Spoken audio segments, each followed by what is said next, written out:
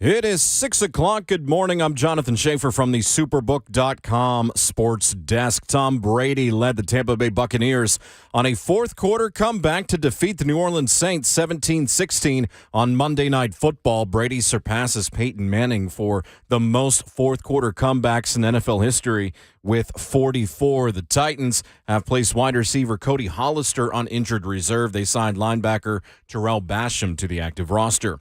Georgia's Stetson Bennett, USC's Caleb Williams, TCU's Max Duggan, and Ohio State's C.J. Stroud were announced as Heisman Trophy finalists. A glaring omission is Tennessee quarterback Hendon Hooker. Also last season's Heisman winner, Alabama's Bryce Young, also left out. Shortstop Trey Turner and the Philadelphia Phillies agreed on an 11-year, $300 million contract. For all your foundation repair and waterproofing needs, visit USSTN.com. Breaking news at once on your home for the Titans and Vols. This is 104.5 The Zone.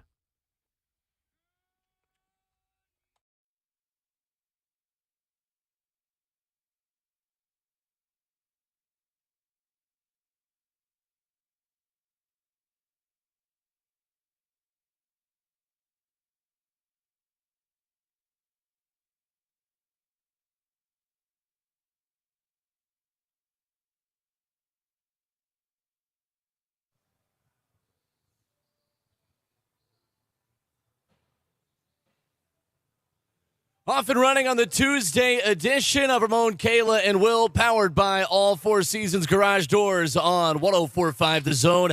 Live from Nissan Stadium, it's Toy Field presented by Hardee's. One of our favorite days of the year. 12 hours of toys, of sports talk, of so much more live from Nissan Stadium this morning. Alongside Kayla Anderson, that's Ramon Foster. Yeah.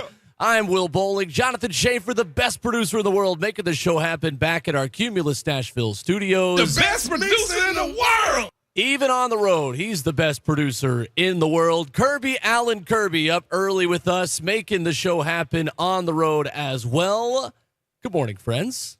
Good morning. Good morning, William. How are we? Where's your coffee, Ramon? Man, I got an empty cup because they told us we was going to have some. I brought just an empty cup. I got my water and my oatmeal. Everything else, we said the God just needed a mic. One mic. That's it. Well, Mike, I like this, how we got our, I feel like I'm singing, like I'm on stage at karaoke or something, you know? You know what? If you believe it, then it's true, Kayla. That's how it works these days. That's my other life. It's the first remote for Kayla Anderson. It is. This is cool. And Kirby, I've worked with Kirby before, but this is like the real deal. Yeah, you see how Kirby get down, man. Yeah, he ain't messing around. We were trying to take a group picture, and Kirby's like, hey, speed it up.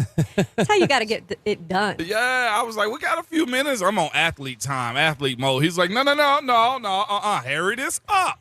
Kirby is the master of ceremonies at Toy Field every single year. Now, this place is cool. It is. It's cool, but it's not cold today, which is important because, Kayla, I think you are here for now what is historically going to be known as the warmest Toy Field in history. It is. You're welcome. Yeah, thank you. Mm-hmm. Thank you for your presence. It is. Although wet and rainy, by the way, be careful if you're in your cars. Yes. Always slow down just a smidge, right. Okay? Please slow down just a smidge. It's always a little small car in traffic that's zooming past everybody, knowing you're the quickest hydroplane out here.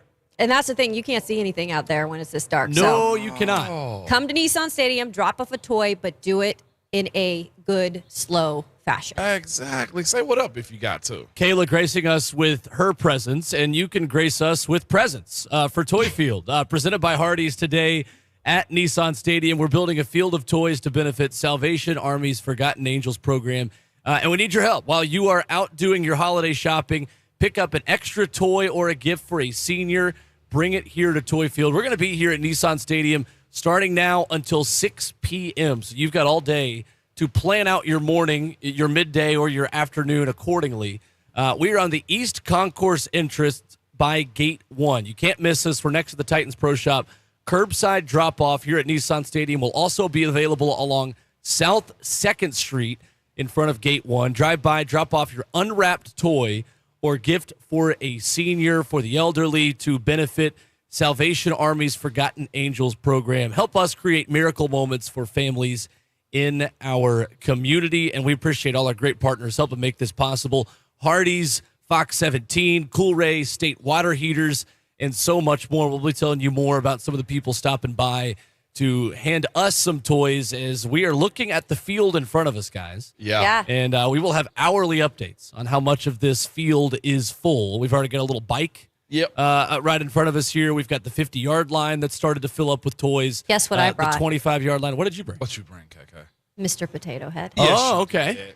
That's Yes, like you a staple, I feel like, growing Really? up. Mr. Okay. Potato Head. I like it. That and the Easy Bake. Oh, I had one of those, You too. had one of those? Big, easy bake oven guy. It never tasted as well as I thought it The would. commercials. Sure. Yeah. Yeah. The commercials made it look like he was a 5-star chef. I know. I was like, dang, man. I'm like 4, cooking out, like baking out stuff like love cookies. it. And then I tasted. I'm like, what is this? Yeah, what's crazy, though, is you're cooking that thing with a heat lamp. if I'm being real, It's so true. that is a freaking heat lamp, Will, man. what was your favorite toy? Oh, an Xbox? I don't know. Honestly. So what we had is we had a little, honestly, it was just like a mini basketball goal that was in our house. That just became like we would play like free throw, like we'd play knockout on like the mini basketball goal on like a door in our closet. Yeah, oh, yeah. So basically, like the toy that I had, we just would basically do like slam dunk contests Yeah, on mini basketball. cause a ruckus. Yeah, that's right. I remember for us, it was 2 instances. First one was the Super Nintendo. Yeah. The one with the flap that you had to push the disc in and push down. That one, okay. I'll never forget when my mom walked in and I thought I saw it. I thought I did, okay? And this was just like, it was easier to get toys back then, okay, Right. or systems. And I'll never forget just spending hours, days on that system. And then the next phase was the Nintendo 64. That's right. I don't know how we got this, but listen to me. That game right there was phenomenal. And then when you got Mario Kart for the first time, That's all you did, right? It's a wrap. that and GoldenEye. Oh, my gosh. Yeah, I just had the NCAA football games every year, Well, that's because you're like 14. and I still play them. Yeah, I know. He's currently 14 years old. This is So. cool. I'm Yeah, in like the year 2018, a season that started in 2013 with the Vols right now Oh, my on gosh. NCAA 14. GoldenEye, by far one of the a good that one. was Halo before Halo kicked Yeah. off, Will. Oh, yeah. Golly. 615-737-1045, the number this morning. We hit the headlines with Jayson Swain, our friend out of Knoxville, of yeah. Josh and Swain at 8:20. Ron Slay, top 7, bottom 3, and much, much more here live from Nissan Stadium for Toy Field today. And the big story of Monday night, Hendon Hooker is not a Heisman finalist, yet Stetson Bennett is. Yeah. I think we were in a group text immediately Yeah. after that came out. I didn't even reply back to it because I was so let down. I'm going to be real with y'all. I was just like, I was let down by the fact that I couldn't change it or we couldn't change it. And by the way, I'm picking the bone with the mayor, Brent Daughter, just so you know. Okay. Brent Daughter? Which, either way right now. Yeah, his take was so bad, you're not going to call him Doherty? Disrespecting the last name. Brent Daughter, I'll say it correctly because I was talking about my name yesterday, okay, calling me Raymond, true, Jerome. Kaya, and Bill, okay? Yep. But he didn't cast his vote. Maybe Hendon was one vote away Whoa, yesterday. whoa, wait. I thought wait, he what? was casting his vote. He was on the show. Dawn had casted hers. Yes, she did. And he a while. never, why did he not cast He his said vote? he couldn't get in his email. Okay, well, you got to do that He's- ahead of time then. He said this. The only reason I'm bringing it back up, to my knowledge, Hendon was only one vote away, so I'm blaming the mayor. Dang, I would feel weird if I couldn't He cast my said it, vote. Kurt. It's just like every time you ask your mom to help you print a group project that was due the next morning at 8 a.m., you try to print it at 7 a.m. And you out of That's paper. every time You're the out of printer paper, doesn't out of work and ink. you're out of ink is when you try to print the group project in the morning of the project is due. I'm blaming the mayor. Yeah, absolutely. You know it never works out in crunch time. No, it doesn't. It never works out. I'm blaming the mayor. Hendon was one vote away. Well, he was saying he likes to wait till pretty much the last minute to cast his vote, Yeah. if I was hearing correctly. yeah, So I Monday was- afternoon we were game and the listening, Yeah. unless somebody else was playing a Monday matinee. But this year, it's so close, I feel like, and it's so Yeah. up for grabs that really I can't go into this ceremony thinking I know who the winner is, where usually I believe I can pick out who the winner is almost every year. Well, you knew Bryce was going to win it last year, right? Yeah. Okay. Yeah. And Caleb Williams is the heavy favorite this year. Heavy favorite, but he's done some skeptical things here past week Sketchy. or so. It's been interesting because the quote unquote Heisman moment, the best one belonged to Hendon Hooker. I believe that is true. I mean, if you think about one singular moment where a player led their team to a big win in a big spot against a really good team on a national stage. Yes, sir. Max Duggan lost in his. Yep. Now, yes, he had 95 rushing yards on an 80-yard scoring drive on a crazy drive over the weekend against Kansas State, but they lost that game. Yeah. And Tennessee beats Alabama because Hendon Hooker has 2 plays that take about 11 seconds Yep. to go all the way down the field and win. I mean, Stetson Bennett is playing with 4 other 5-star players on that team. I mean, just the tight ends and his 2 tackles. I mean, I saw it broken out this way by Wes Rucker, 247 Sports, last night on Twitter, and said, put Stetson Bennett on Tennessee and then put Hendon Hooker on Georgia. Oh, my God. And see what the difference is. Yeah. If Stetson Bennett is Tennessee's quarterback, the Vols probably win 6 or 7 games this year. You see what I'm saying? I'm not sure think that's a Stetson really good Bennett. point. I'm not sure he's the most valuable player on his team. No, He's not. Maybe not even his offense. I would pick defensive players Yeah. before I Jalen would pick Carter. Stetson Bennett. Exactly. Because Jalen if you're going with the hey, let's pick the best player on the best team argument, then Jalen Carter should be a I Heisman. agree. Hands down, he should I be there. agree. Absolutely. And the other side of this, people tried to knock Hendon for a lot of them. Well, he's a transfer. He's 25. Guess who else is 25 years old? Okay, he's like 30. You see what I'm saying? Stetson Bennett's like 30 at this point. I love the story. I love everything around That's it. great, but he's that's got the tick- love. He's had the love. Stetson Bennett was throwing to the Apostle exactly. Paul in high school. And then it was my thing, too. Okay, last year it was Bryce Young. We saw he hands down by far one of the best Dude, players. he's and he unreal. was the best player this year on that Alabama team, too. Phenomenal player. I just say to myself, I was like, are you serious? Like, this is why people – I ain't going to knock the Heisman because majority I'll of the knock the time Heisman. I'm going to knock the I'm gonna say Heisman. majority of the time they Absolutely. get it right as far as this goes. The voters in this sense, and we've had conversations about how you deal with certain voters. Yeah. And some just basically mark C all the way down the list on Yep. stuff. This is like, take this more serious, okay? When it comes down to that aspect This- of Heisman voting, AP voting, CFP voting, just all the way down like Pro Bowl voting, all pro, like that. Don't make it a joke, okay? That's where I'm at with it more than No, anything. I agree with you. And I think I was just disappointed because, like Will said, you look down what the Heisman represents. There's more than, most of it is on the field, but a lot of it is, character, how you carry yourself. And when I think of a Heisman moment, and I think of Caleb Williams now, I think of what happened before the Utah game and what he was flashing on. And you can have your opinion Yeah. on that or not, and that's not going to change many voters' minds, and I'm not Right, saying it right. should. But when I think of a Heisman winner this year, or at least somebody who should be invited to New York, it is Hendon Hooker. It's Hendon. It is overcoming adversity. It is making your team better. He got injured at the end of the season. Yeah. Guess what? It happens. Caleb Williams got injured in that game. Yep. Right. Yep. But I feel like Hendon not getting an invitation is an absolute slight. Yeah, and stat-wise, you put what's his name? Stetson has a game and a half on Hendon Hooker, and he's still tit for tat with him, if not better in most categories. Yeah, Hendon Hooker, 31-35 in passing yards, 3,135. Stetson Bennett, 3,425. Stetson Bennett, 8.7 yards per attempt. Hendon Hooker, 9.5. Hendon Hooker this season had 27 touchdowns to 20 for Stetson Bennett through the year. Stetson Bennett, 6 interceptions. Hendon Hooker had 2 interceptions. Hooker's quarterback rating, 175.51. Stetson Bennett's quarterback rating, 154.61. Look, Stetson Bennett's a good quarterback. I give him that. He's not a Well, Heisman sure. finalist. And Michael Penix Jr. at Washington deserved to be a Yes, Heisman I finalist agree. more than Stetson Bennett. I agree. What he did Blake for that Corum team. deserved to be a Heisman Yes. finalist more Blake than Corum, Stetson Bennett. definitely, for sure. Yeah. I watched a lot of Michael Penix Jr. this year, and it wasn't all good because it was against my Cougs. Right. That guy, absolutely before Stetson Bennett, Yeah. in my opinion. Yeah.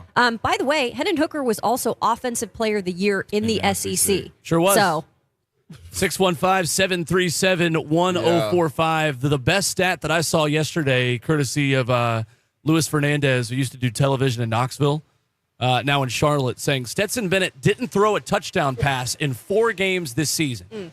Georgia outscored its opponents in those games 123-60. yeah. Tells you all you need Does. to know. 615-737-1045, live from Toy Field, presented by Hardee's today at Nissan Stadium. And when we come back, we take our talents to South Beach as we begin our campus visits every Tuesday morning here in hour number 1, going through the college football headlines, the most interesting bowl matchups, and the battle of backup quarterbacks for the Orange Bowl between Tennessee and Clemson. That's next on Ramon, Kayla, and Will, powered by All Four Seasons Garage Doors on 104.5 The Zone.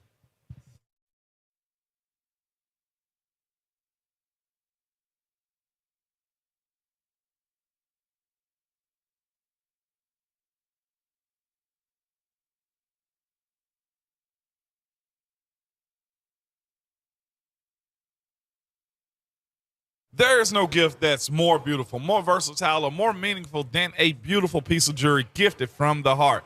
And there's no better place to find that meaningful gift than Genesis Diamonds. At Genesis, making memorable moments is their thing. The holiday season, Genesis put together their most impressive selection of can't-miss gifts: rings, earrings, pendants, bracelets, bands, from $100 to $250,000. Now through December 12th, Genesis is offering 5 years, 0-interest financing on any holiday purchase with absolutely nothing down. So that beautiful Eternity band is just $50 a month. Or that 2-carat pair of diamond stud earrings, just $100 a month. Everything's included in this amazing offer. Even Genesis' huge selection of hand-picked, GIA-certified diamonds and luxury pre-owned Rolex watches, making it a Christmas to remember with something special, something timeless, and something meaningful. From Genesis Diamonds, get 5 years, 0-interest financing with 0 down now through December 12th. Genesis Diamonds on approved credit.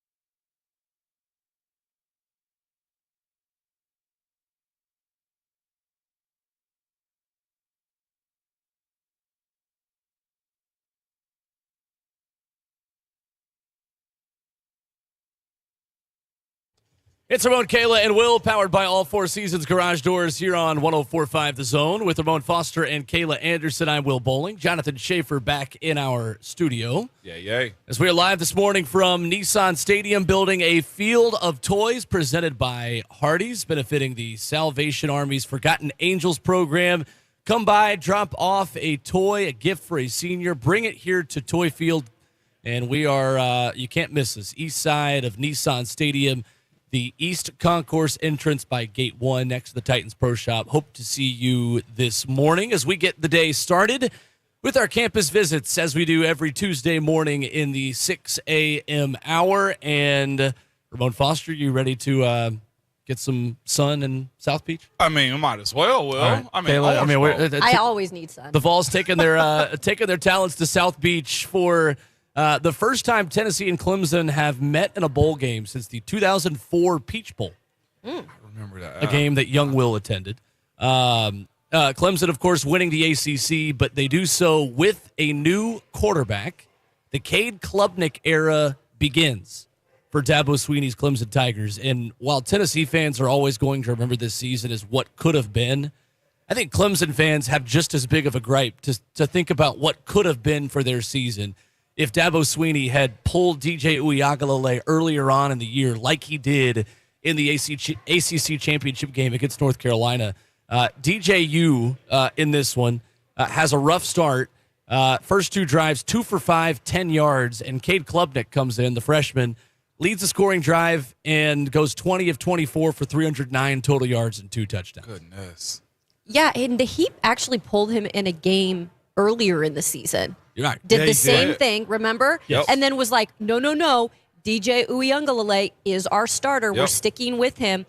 And then clearly DJ has transferred. He is in the transfer portal, as is 100 million other players.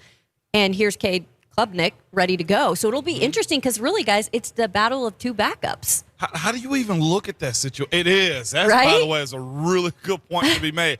This battle of two backups that's honestly making a stake for themselves too. They're really Two trying to good make a backups. case. Yeah, I know. Like Klubnik, to me, I was just like, was DJU that bad? What switched him over this year? I saw him play some. The games I saw, I was just like, that's not the 5-star guy that we heard about coming out of high school.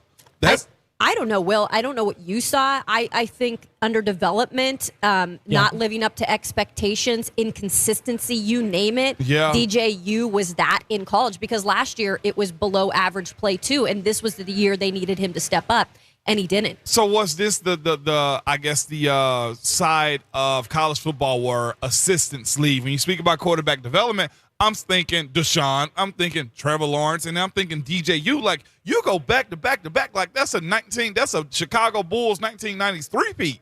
You know what I'm saying? Like, you don't get those types of quarterbacks, and here they are right now. This dude's in the portal, Will, Kayla. He is, and he's going to be an attractive candidate in the portal for a lot of Power 5 programs because coaches, you know this, you know, they see projects like this as, well, I'm going to be the guy that finds the solution. Mm-hmm. I'm going to be the guy that fixes DJ Uiagalelei. And I think Bo Nix is going to be the poster boy of the reclamation project over the past season based on what Kenny Dillingham and what Oregon was able to do with him. And lots of talk about DJU going back to the West Coast. California guy, you know, it makes a lot of sense for him to go somewhere with less expectations, less pressure. Yeah. And basically do what Bo Nix did this season in the Pac-12. But that being said, Cade Klubnik is legit. And I think a lot of people, including myself, watched him play that first game for Clemson on Monday night on Labor Day against Georgia Tech. Yes. And thought, why in the world is this guy not just the guy? and Dabo Swinney, it's one of these odd just kind of things that he does where I feel like he is loyal to a fault with his guy. Yeah. I mean, it took him a while to go to Trevor Lawrence behind Kelly Bryant. He did. That's a good. Yeah, that's another good Clemson, point. and eventually just kind of had to. And Yeah. obviously that season ends up going pretty well. They did. For Clemson. But Cade Klubnik makes Clemson a different kind of team going into next season. And they're not going to have as many opt-outs, I think, as Tennessee going into this game. It's going to make this a really interesting matchup. Speaking of like transfers and playing in bowl games, I wanted to get your thoughts on this. Like, is that going to make things a little weird when a lot of these teams are going to play in bowl games, even the college football playoff, with these players who are ready to transfer. They've already announced it. Yeah. I kind of think it's a weird thing. Yeah, it is. It's all new. That's the thing about it, though, Kayla. Like, what does transfer portal and immediately eligible mean? Like, is it bowl practicing already? Is it being a part of a team? Heck, you got the situation right now, Will. I'm not sure if it's on your campus visits, but we're looking at Louisville, Cincinnati situation. Yep. You got a coach on one side. Well, you want to go ahead with it? Yeah, I mean, Scott Satterfield, the coach at Louisville, who was at Appalachian State before going over to the Cards, is headed to Cincinnati, and Louisville plays Cincinnati in the Fenway Bowl in Fenway Field, which is the first time this game will ever be played because it's been canceled for COVID each of the last 2 years. And the sidelines are on the same side of the field in a game that is kind of a traditional rivalry between rivals that don't often play each other. And then now you've got the head coach on one team leaving to go to the other team who said yesterday, well, I'm just not going to be involved in this game in any way. That's silly. That's a cop-out to me right there. Yeah, I don't like that. If you're going to leave those kids, you need to show up on that sideline and coach them or represent the ones that you promised that you was going to be there. That, to me, is a cop-out. But, Kayla, to the point about the players, though, transferring, opting out, I think the way college is kind of set up now, especially with the portal and high school kids coming in, you're just looking for your opportunity. That's what's so crazy about all over. I think yesterday, as far as I saw it, 500 plus in the portal yesterday. It's bigger than signing day now, I feel like. It is. And it's going to get to the point where teams will need scouting departments just for the transfer portal. They have to, Will. Because in the NFL, Ramon, you have college scouts, you have pro scouts. Yes, you do. You have different departments that are spending the entire season looking at players, yet in the NFL, you know, hey, David Long Jr. is on an expiring contract. Yeah. Jeffrey Simmons is on an expiring contract. In college football, there's no way to know who is on an expiring deal, so to speak, and who might be available in the transfer portal.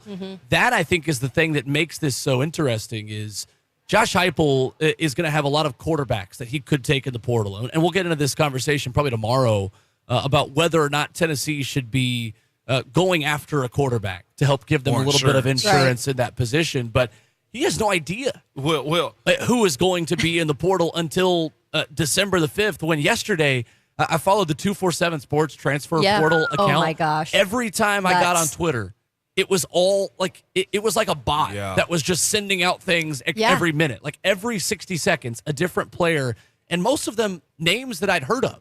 Right. I mean, Spencer Sanders from Oklahoma State, Devin Leary from NC State, both quarterbacks. The Oregon linebacker who's a high-rated guy. Tons of players where you're just like, this is unbelievable. Yeah, Emily Proud, my former teammate at News 2 and is at 24/7 Sports CBS, and she was live, I think, for like 2-3 hours straight yesterday. This isn't signing day. This is transfer portal day. Wow. And they're just dishing out, one guy after another and why he transferred and where he could possibly go. And this is the other part of it to me, as far as the departments, Will. Like, you got to have somebody in place to evaluate, like truly evaluate. Yeah. Because you have guys come out of college. Let's go on this team. Ola comes out, undrafted guy. But, heck, he get a nice deal to come here and play special teams. Like, what was the difference in him? Or you have other guys, the linebacker from Philly was an undrafted guy. Now he is their starter. Guys get better. And with the star situation, you've heard how recruiting agencies are. Guys may be a 4-star, 5-star, but truthfully, there are 3.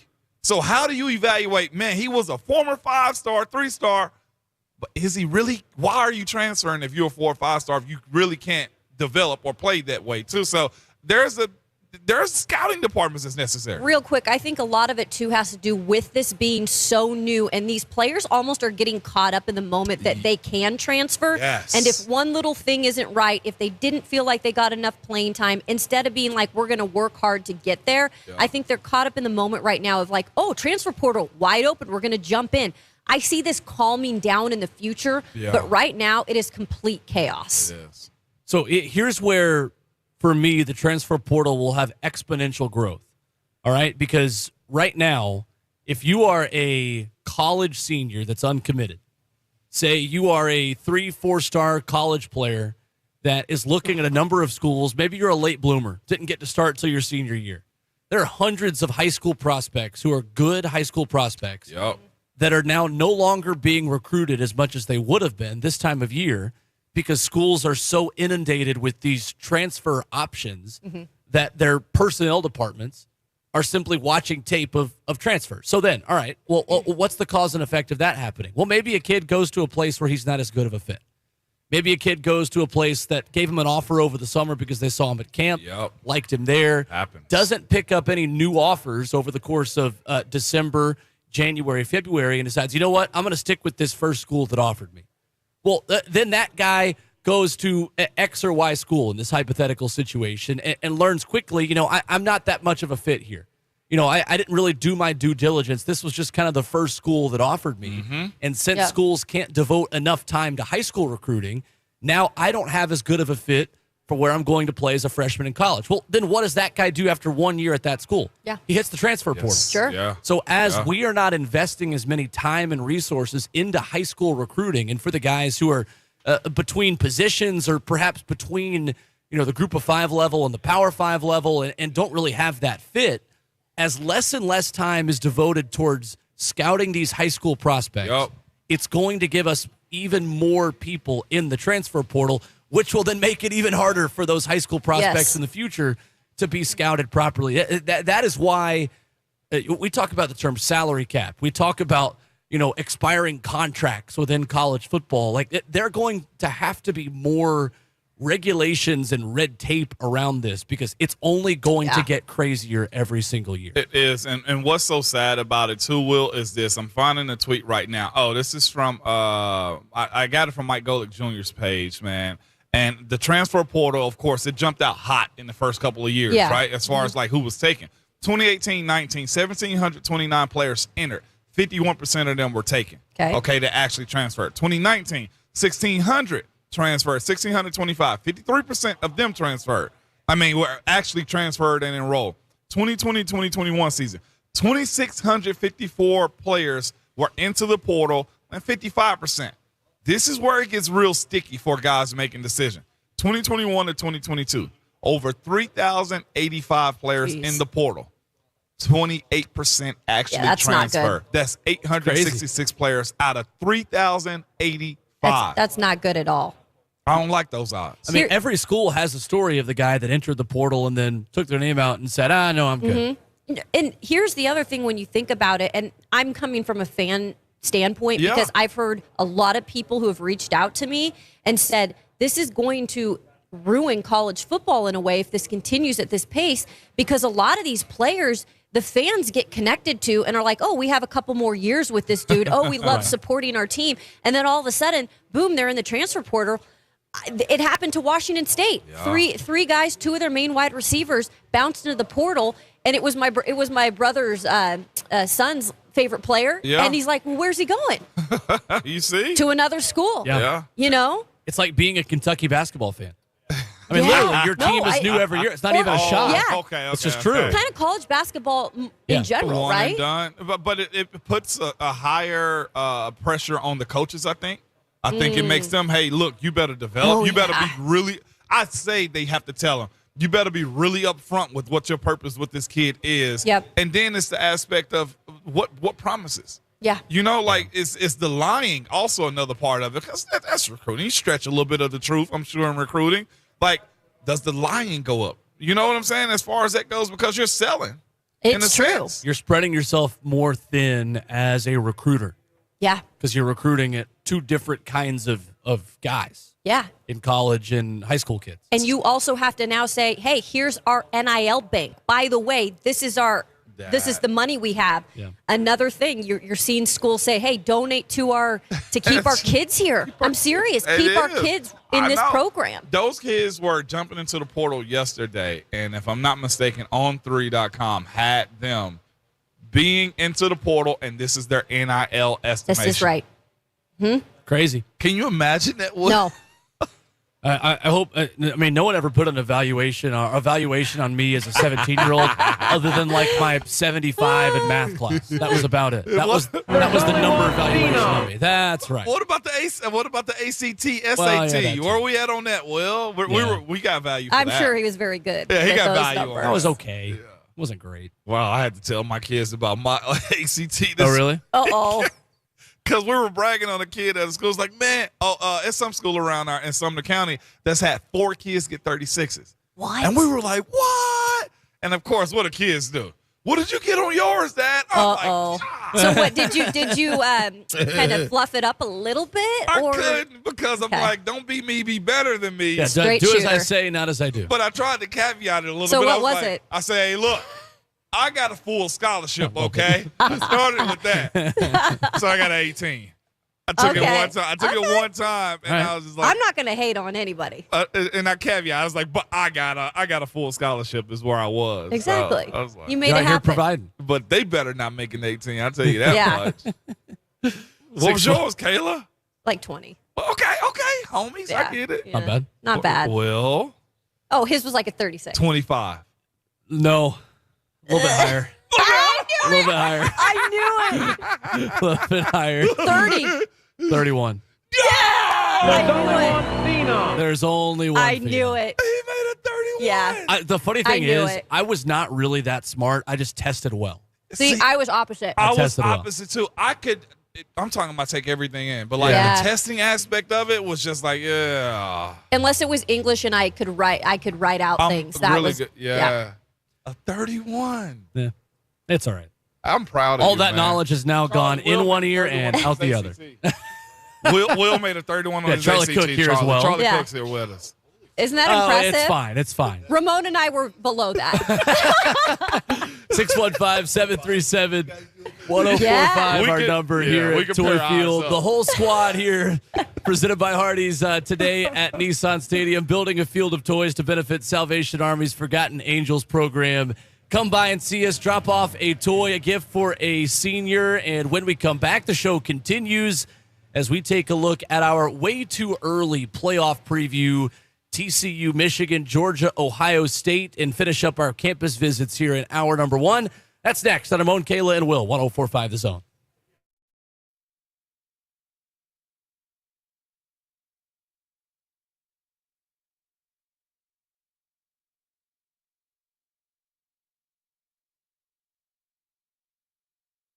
It's Ramon Foster from myphdweightloss.com. I'm here to tell you I'm down over 30 pounds right now, man. I told you I had to get right before the state championship game because I had my suits I had to fit in. Guess what? Some of my suits were actually too big already. Yes, it works. I promise you that, man. You follow the script and it's there for you. It's not one of those aggravating, just tedious, one of those just check in every single time you diet type of plans. It's a plan specifically for you, and it's worked out well for me, and truthfully, it's worked out well for my teammate, Buck Rising, too, man. Have you seen him lately? He looks good. On average, most male clients lose between 3 to 5 pounds a week, and most female clients lose between 2 to 3 pounds a week. If this is something that interests you going into the New Year's, I know everybody makes their New Year's resolution. I'm here to tell you right now, you can check off one by visiting myphdweightloss.com to get on the right track this year for you. I've had some people reach out to me asking me, Ramon, does it really work? And I'm here to tell you, yes, it does. Again, visit myphdweightloss.com.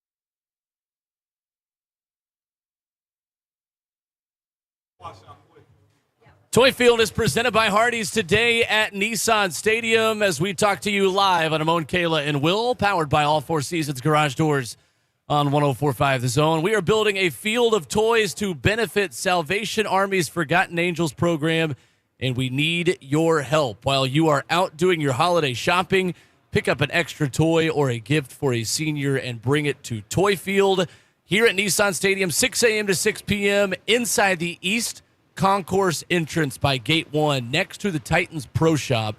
Curbside drop-off is also available today at Nissan Stadium along South 2nd Street in front of Gate 1. Drive by and drop off your unwrapped toy or gift for a senior to benefit the Salvation Army's Forgotten Angels program. Help us create miracle moments for families in our community. We thank all of our partners making this day possible. Hardee's, we've got the Hardee's Star walking around out here. There is lots of good stuff going on, so come by and see us. How about drop off a toy. Hardee's sandwiches? Yes. Those anywhere inside? I would love for that to also be walking. I would love for it to walk right up to Get right in in my front belly. of me. That's right. Get in my belly. Well, Bowling and Mode Foster and Kayla Anderson with you as we take a look at, well, a college football playoff that I think, guys, is very interesting because there's not one matchup that I think is just going to be boring in the semifinal. Yeah. Because I think even if Georgia blows out Ohio State, which is possible, but I don't think is going to happen. Right. I'm just going to enjoy watching Ohio State get blown out again. So, that's not boring, but I kid. But I think these are two good matchups, and TCU Michigan is a very interesting contrast of styles in one of those semifinals. It is. It's the likelihood of these two teams playing against each other. And then you also got a team like Michigan that's the creme de la creme as far as like college football is concerned. One of those teams, right? And this is also one of those situations where I would not and won't even have the conversation of sleeping on what TCU is. Because Not TCU, at this point. No, because TCU has a lot to prove too. In a sense, like, this is for the outsiders. And I feel like more than anything, they're going to scheme up. They're going to practice as much. I don't think there'll be many opt-outs in a game like this for a team like this because they got so much to prove like this. TCU? Yeah, no. For There won't TCU. be any. I mean, they're they're playing going for to a play for it all. Yeah. Like, this is a team that needs to prove it for a lot of other teams. What I love about TCU and the story this year is this is a brand new team to the college football playoff, right? A team that we maybe didn't expect to get there at the beginning of the year. Sonny Dykes, who has a really good chance of winning Coach of the Year with what he's done with this program. Yes, I know they lost in that Big 12 championship game, but it was a really good game. And Kansas State, let's not take anything away from that program. But I think this is going to be a great game because we're starting to see Michigan come up and up again with Jim Harbaugh. But I just think it's something new. And that's what I'm excited about is I know Ohio State's in it. I know Georgia's in it. But it's kind of nice to have a TCU program to see if they can really stand up to it and give Michigan a test. The thing I'm worried about if I'm a TCU fan at this point is the mood in that locker room after their loss to Kansas State was a little bit surprising to me because they treated that game like it was a championship. Sure. And Max Duggan talking to the media after the game, asked how he kind of felt afterwards and said, I just don't want to talk about anything else. I'm just really hurt about this loss. And I'm paraphrasing, but it feels like TCU is where Michigan was a year ago. And Michigan wide receiver Ronnie Bell talked about this after their Big Ten championship win over the weekend over Purdue and said, last year I felt like a lot of guys were looking around saying, hey, this stadium's crazy. And he says, I know I was one of them. The national championship mindset was on our minds as soon as the clock hit 0 this year on Saturday night. What Ronnie Bell told media as soon as Michigan was voted into the playoff officially as the number 2 team. I feel like Michigan is going to be more ready for this moment because of what happened last year and being there against Georgia and playing in that game and just getting played off the field by that Georgia team. I think TCU is going to be in a similar situation this year. Yeah, I do too. To let that sting kind of hit you the way you said Max Duggan did, I think that changes their mindset. Like, what is losing? Sometimes you need – most coaches will tell you, like, if you lose, like, late, like, November in NFL, this is where I really got most of it from, or early December, this needs to be our last loss. But here's the thing. know? I also think Max Duggan was thinking at that time there is a really good possibility that we don't get in. Right? Because that was still something we were talking about. Is TCU going to get the respect to remain in that top 4, and they did. So you could also look at it as the other way and say, hey, they know now they're in. They've got that loss out of their way. They know that they don't want that feeling again. Right. And could they bring that type of mentality? It's just the way they are going to be prepared. You're right. Is Michigan going to be the better prepared team? They could be. They could be. The other interesting storyline going into the semifinals, Georgia's defense coming off a game against LSU in which it gave up more than 500 passing yards. Now, Georgia first to the SEC in pass defense, but you know that Kirby Smart is going to be talking all about that until Georgia plays Ohio State. The fact that, our secondary gave up all these yards to LSU in the SEC championship game. Of course, that game turns into a different flow when LSU doesn't realize the rules of kick team, that it's a live ball and a blocked field goal, and they had to play from behind in that game after one of the wilder interceptions I've ever seen as well early on in that one. It's like everything that could have gone wrong for LSU did early on in that game, but credit to them for putting up some passing yards and at least making that a watchable game. Yeah. Do you think they decided they elected to just coast through that one, Will? No, I mean, there's no doubt. Yeah, okay. There's no doubt. But I say that to say that Kirby Smart graduated from the Nick Saban School of Press Conferences. Yeah. Yes, he did. That now he's going to say, well, you know what? Y'all want this rat poison about how good our defense is, but we gave up a lot of passing yards to LSU last time we were on the field. Like that's all he's going to talk about. You know it. From now until the Peach Bowl against Ohio State. So the downside for Tennessee in all of this is you had a path to not only being in the playoff with all the results that happened over the weekend, but avoiding Georgia until the national championship game. Yeah. You'd be playing Michigan in Arizona. Which I think would be really an intriguing matchup, right? Fantastic. Yeah.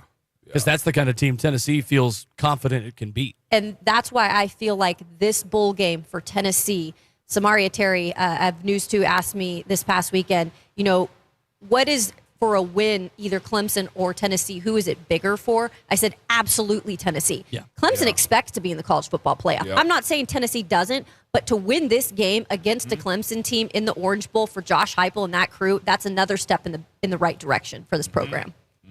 Next, we dive deeper into the transfer portal and basically let you know that it would be easier to tell you who is not transferring. As of yesterday morning, 2 quarterbacks who will end up at Contenders. And I'm going to go ahead and make the claim that one of these 2 quarterbacks plays in the college football playoff next year. We'll tell you who those 2 guys are when we come back. It's Toy Field presented by Hardee's today at Nissan Stadium.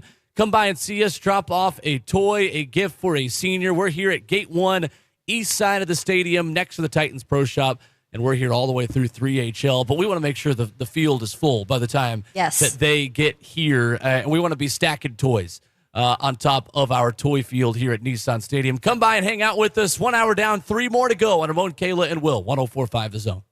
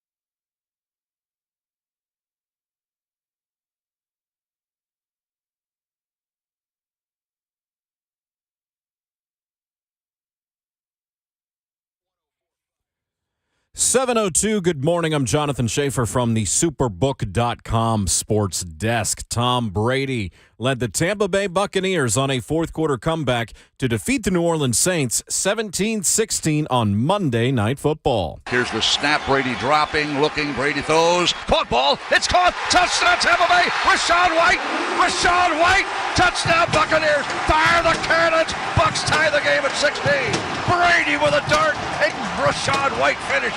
And then the extra point won it as Brady surpasses Peyton Manning for most career fourth-quarter comebacks in NFL history with 44. The Titans have placed wide receiver Cody Hollister on injured reserve. They signed linebacker Terrell Basham to the active roster. Georgia's Stetson Bennett, USC's Caleb Williams, TCU's Max Duggan, and Ohio State's C.J. Stroud were announced as Heisman Trophy finalists. A glaring omission is Tennessee quarterback Hendon Hooker, though he was named the AP SEC Offensive Player of the Year. Josh Heupel picked as the AP SEC Coach of the Year. And shortstop Trey Turner and the Philadelphia Phillies agreed on an 11-year, $300 million contract. For all your foundation repair and waterproofing needs, visit USSTN.com. Breaking news at once on your home for the Titans and the Vols. This is 104.5 The Zone.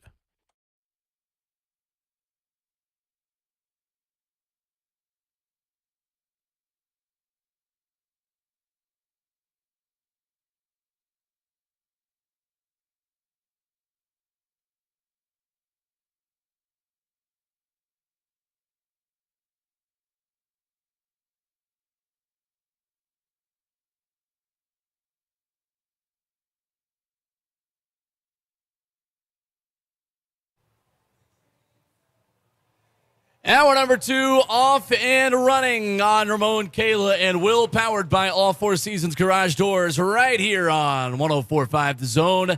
Live from Nissan Stadium, it's Toy Field presented by Hardee's, one of our favorite days of the year. With 1 hour down, very quickly, I might add, through 60 minutes, and 3 more to go. Alongside 11-year NFL veteran Ramon Foster, the journalist whose J is always capitalized, Kayla Anderson, and the best producer in the world, Jonathan Schaefer, back in our 104.5 The Zone studios. The best producer in the world. The world, Craig. The world. The world, Craig. And I'm Will Bowling. Ron Slay, that voice, joining us at 9:20 this morning. Jayson Swain, VFL, at 8:20. I'm sure both of them will have some venom this morning, because Hendon Hooker was not chosen to be a Heisman finalist, yet Stetson Bennett IV will be in New York. It blows my mind. I wonder if his simply 5-star does. offensive lineman will protect him on his way to New York like they protected him on his way to a Heisman candidacy. Man, I have no idea. I feel like this is just a reaction to him being on the number 1 team. There's got to be some representation. What other top accolade player do they have on their team right now that was named accolade? You know, as far as the defensive lineman, he didn't get SEC Defensive Player of the Year, did he? No, that was Will Anderson. That was Will Anderson. Will Anderson also got the college number 1 defensive player of the year, too, if I'm not mistaken. Hendon did win SEC Offensive Player of the Year, though, so that was shouts out to him. Will Anderson actually had, it's kind of crazy, he won 1 award for every hit he had on Hendon Hooker in Tennessee's win over Alabama. I knew that was coming. Which was He's 1, crafty. by the way. He's crafty with it. You got to give it to him. He had 1 less win over Tennessee than he did SEC Defensive Player of the Year nods this year. If the math works out there. No, my ACT score was not that high in math, but I can do that math because I can count to 1. Anyway.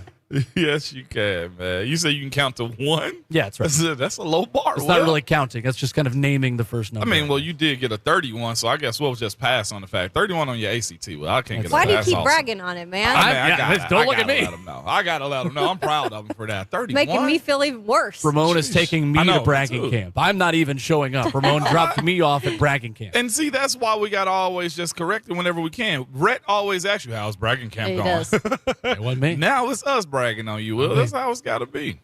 You can come by and see us today while you're doing your holiday shopping. Pick up an extra toy or a gift for a senior. Bring it to Toy Field as you're making your way on your morning commute.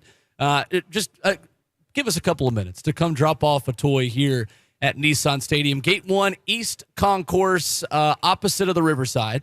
And we are here until 6 p.m. So we are giving you now the word to plan accordingly. Maybe take a long lunch. come see Buck. Yeah. Come educate him on whatever he needs to be educated on today. Lucas Panzica will be here live for the Lucas Panzica show this morning in middays for lunch. Really? Yeah, it's going to be really cool to see him out here. His Brazilian national team getting a big win yesterday. Yeah. And that was Talking Soccer on our World Cup date this morning on our own Kayla and Will. He's got to get it in. But we appreciate all our partners helping make Toy Field possible. Hardee's, our presenting sponsor. Fox 17, our media sponsor. Coolray, State Water Heaters, and much, much more that's going on here. We got the whole Cumulus family out here as well. Always good to see our friends in our entire building hanging out with us here as always. I know we see everybody a little bit throughout the building or, when we're walking by, but now we're in one place. You can just come say hi to all of us, drop off the toys. Look, we need to fill this field up, and it's just getting started. I know it's early in the morning, but if you're on your way to work and you have a second to just come off, drop off the toy and get back in your car and go to work, please do it. Or after work, get it done. That's how you tell them right there, Kayla. You feel me? It's just like, hey, bring it on, man. Stop playing around. Bring the toys. Feel good about the holiday season for one. Every kid deserves a toy at Christmas. Let's just remember that, or the holiday season. Benefiting Salvation Army's Forgotten Angels program. So come by and see us. We're here all day until 6 o'clock tonight with 3HL, and hope to see you for a couple minutes. And you can drop it off. We've got our team standing by, a ton of people that will help you get those toys where it need to be. So if you got time to come say hey to us, drop off the toy. Look, this is Kayla's first time out and about doing the show. In these streets. We're still relatively new at this also, so we have not had a ton of opportunities to see the people. We haven't, So man. we would love to see you and introduce ourselves as we've introduced ourselves to Nashville radio over these past couple of months. And so you can do that, or if you don't have time, we've got our promotions team standing by here. They can take whatever you've got for us in Salvation Army and put it on the field of toys for you. So however long you got, we will adapt to whatever time constraints that you've got. Absolutely. Come see us. 615-737-1045 is the number if you want to jump in this morning. I mentioned before the break, the transfer portal, we've talked in hour one about just how ridiculous that's been over the past 24 hours. Two quarterbacks, guys, that I think one of these two guys is playing in the college football playoff next year. Devin Leary from NC State and Spencer Sanders from Oklahoma State. Wow. Really? And both of these guys, I think, should have already been getting a "you up" text from Tennessee and Josh Heupel. Wow. You look at Spencer Sanders, basically a one-year rental, 1 year of eligibility left. The offensive freshman of the year in the Big 12 in 2019 and second team all Big 12. Set an Oklahoma State freshman record a few years ago with 2,065 yards despite missing the final two games with injury.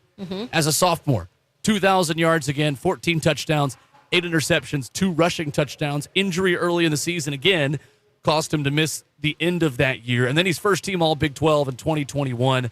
Threw for 2,800 yards, 20 touchdowns, 12 picks. He's a runner as well. Okay. And had just shy of 700 rushing yards in 2021.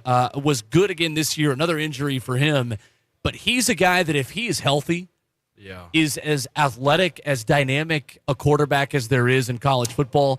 Devin Leary, a little bit more of a passer, and Devin Leary is a pro prospect, I think, in a couple of years of the NFL draft. Played in 8 games in 2019, went up and down 2020, and then in 2021 just came out of nowhere, had 35 passing touchdowns and 3,400 yards.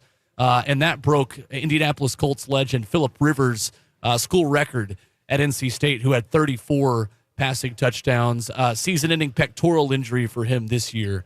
Devin Leary or Spencer Sanders, I think, land in the SEC or the Big Ten and are in the playoff next year. Let me ask you about Spencer Sanders really quick, because the thing that I heard out of all that you brought up a lot was injury. Right. So what were the injuries, or were they the same injuries? And do you feel like it's worth that to roll the dice on a guy that's already kind of dealt with injuries in his career, throughout his career? Well, it is a risk. And to me, and Ramon, if you agree or disagree with me on this, tell me. But I feel like Tennessee has the luxury of taking a little bit of a risk, especially at the quarterback position in the portal, because you have Joe Milton, You have Nico Iamaleava coming in. You have Taven Jackson, the freshman this season, who he had a season-ending injury about halfway through the season this year for the Vols when he came in relief. I believe it was the UT Martin game. Yeah, I think when so. he got hurt at the very end of that one on homecoming. I feel like Tennessee has the luxury, if you're going to take a rental and take a little bit of a risk in a guy that's had some injuries, Tennessee's the program that can afford to do that. Why is he going out of Oklahoma State?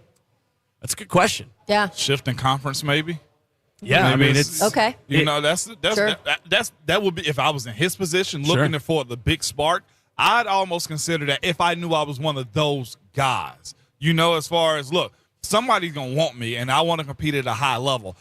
The way the Big 12 is kind of stacked up right now, where's your competition at for the most part? You know, like if you say you're the best of the best, go get this one-off opportunity at another school somewhere, whether it be Big 10 or whether it be SEC or one of those high competing teams. Heck, if you even go to the Pac-12, USC in the situation, they're about to lose their quarterback, right? I look at that. I also look at Oregon if I'm them. Bo Nix is out. So there's an opportunity for him somewhere, like Will said. This is the beauty of it for those types of guys. If I am your missing piece, I'm here for the taking. Well, and what about Auburn? What about Hugh Freeze, who has Robbie Ashford there? Absolutely. I mean, Hugh Freeze is likely one of the first guys to call Spencer Sanders, in my opinion. Yeah. And with the rushing ability he has. Yeah. The other part for me is why Tennessee has the ability to, Will. You can't find yourself in a situation hypo. I ain't going to say you can't, because this is the thing about college sports. What have you done for me lately is always a thing. So Hyper goes out and he go get a guy that at least gives him some insurance. You don't fall into that Joe Milton situation again to where, look, you beat Pitt 2 years ago if he's not overthrowing. That's something that still has to be cleaned up. I think I can go on and say if Joe was starting this year, this is probably an 8-win team. Yeah. Because of accuracy. And I'll give you the other guy that's a name to remember that people here locally may know. And our friends in Bowling Green might know. Western Kentucky's Austin Reed. I think is a fascinating prospect. Tyson Helton, his head coach up there for the Hilltoppers, won a Division II national championship and threw for 4,000 yards in 2019 at West Florida and 40 touchdowns that season. His 4,247 passing yards this year, second in FBS behind Washington's Michael Penix, and he threw for 36 touchdowns and 10 interceptions this season. You talk about a guy that would fit into the Josh Heupel system. And somebody who's used to the Tyson Helton system that is also one of the fastest tempo offenses in college football. I think Austin Reed would be a fit if you're talking about a guy that can come in and run a very similar scheme to what you're doing right now at Tennessee and not have to go that far down the road going from Bowling Green to Knoxville. Yeah, so and Hilltoppers also produced a quarterback by the name of Bailey Zappi. They did. Up in New England. At one point, there was a controversy. That's right. Yeah. That's right. 615-737-1045, the number. And next, number 73 to my right gives his top 7 and bottom 3 in the National Football League as we give you the best and worst in the NFL and see if the Titans are on the list or not for the third straight week.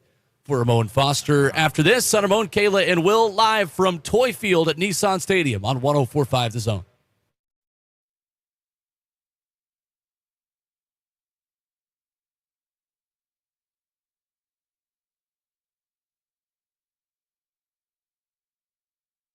When it comes to large home repairs, a lot of the time homeowners pretend we don't see the warning signs. We are afraid of what we're going to hear. This is especially true with waterproofing and foundation repair. It could be something big that needs to be fixed, or it could be a small problem now that'll become bigger later, or it may be nothing at all. In these moments, you want a peace of mind, and that's when you need United Structural Systems.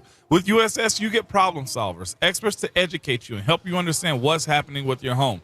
USS will provide an honest diagnosis and stand by their work and warranties. USS is based right here in Middle Tennessee and is a member of our community. So when it comes to something as important as your home, USS is a company who cares and the company you can trust. USS serving Middle Tennessee, Southern Kentucky, and Northern Alabama. Find them online at USSTN.com or call 615-227-2275. We guarantee our best. Call USS.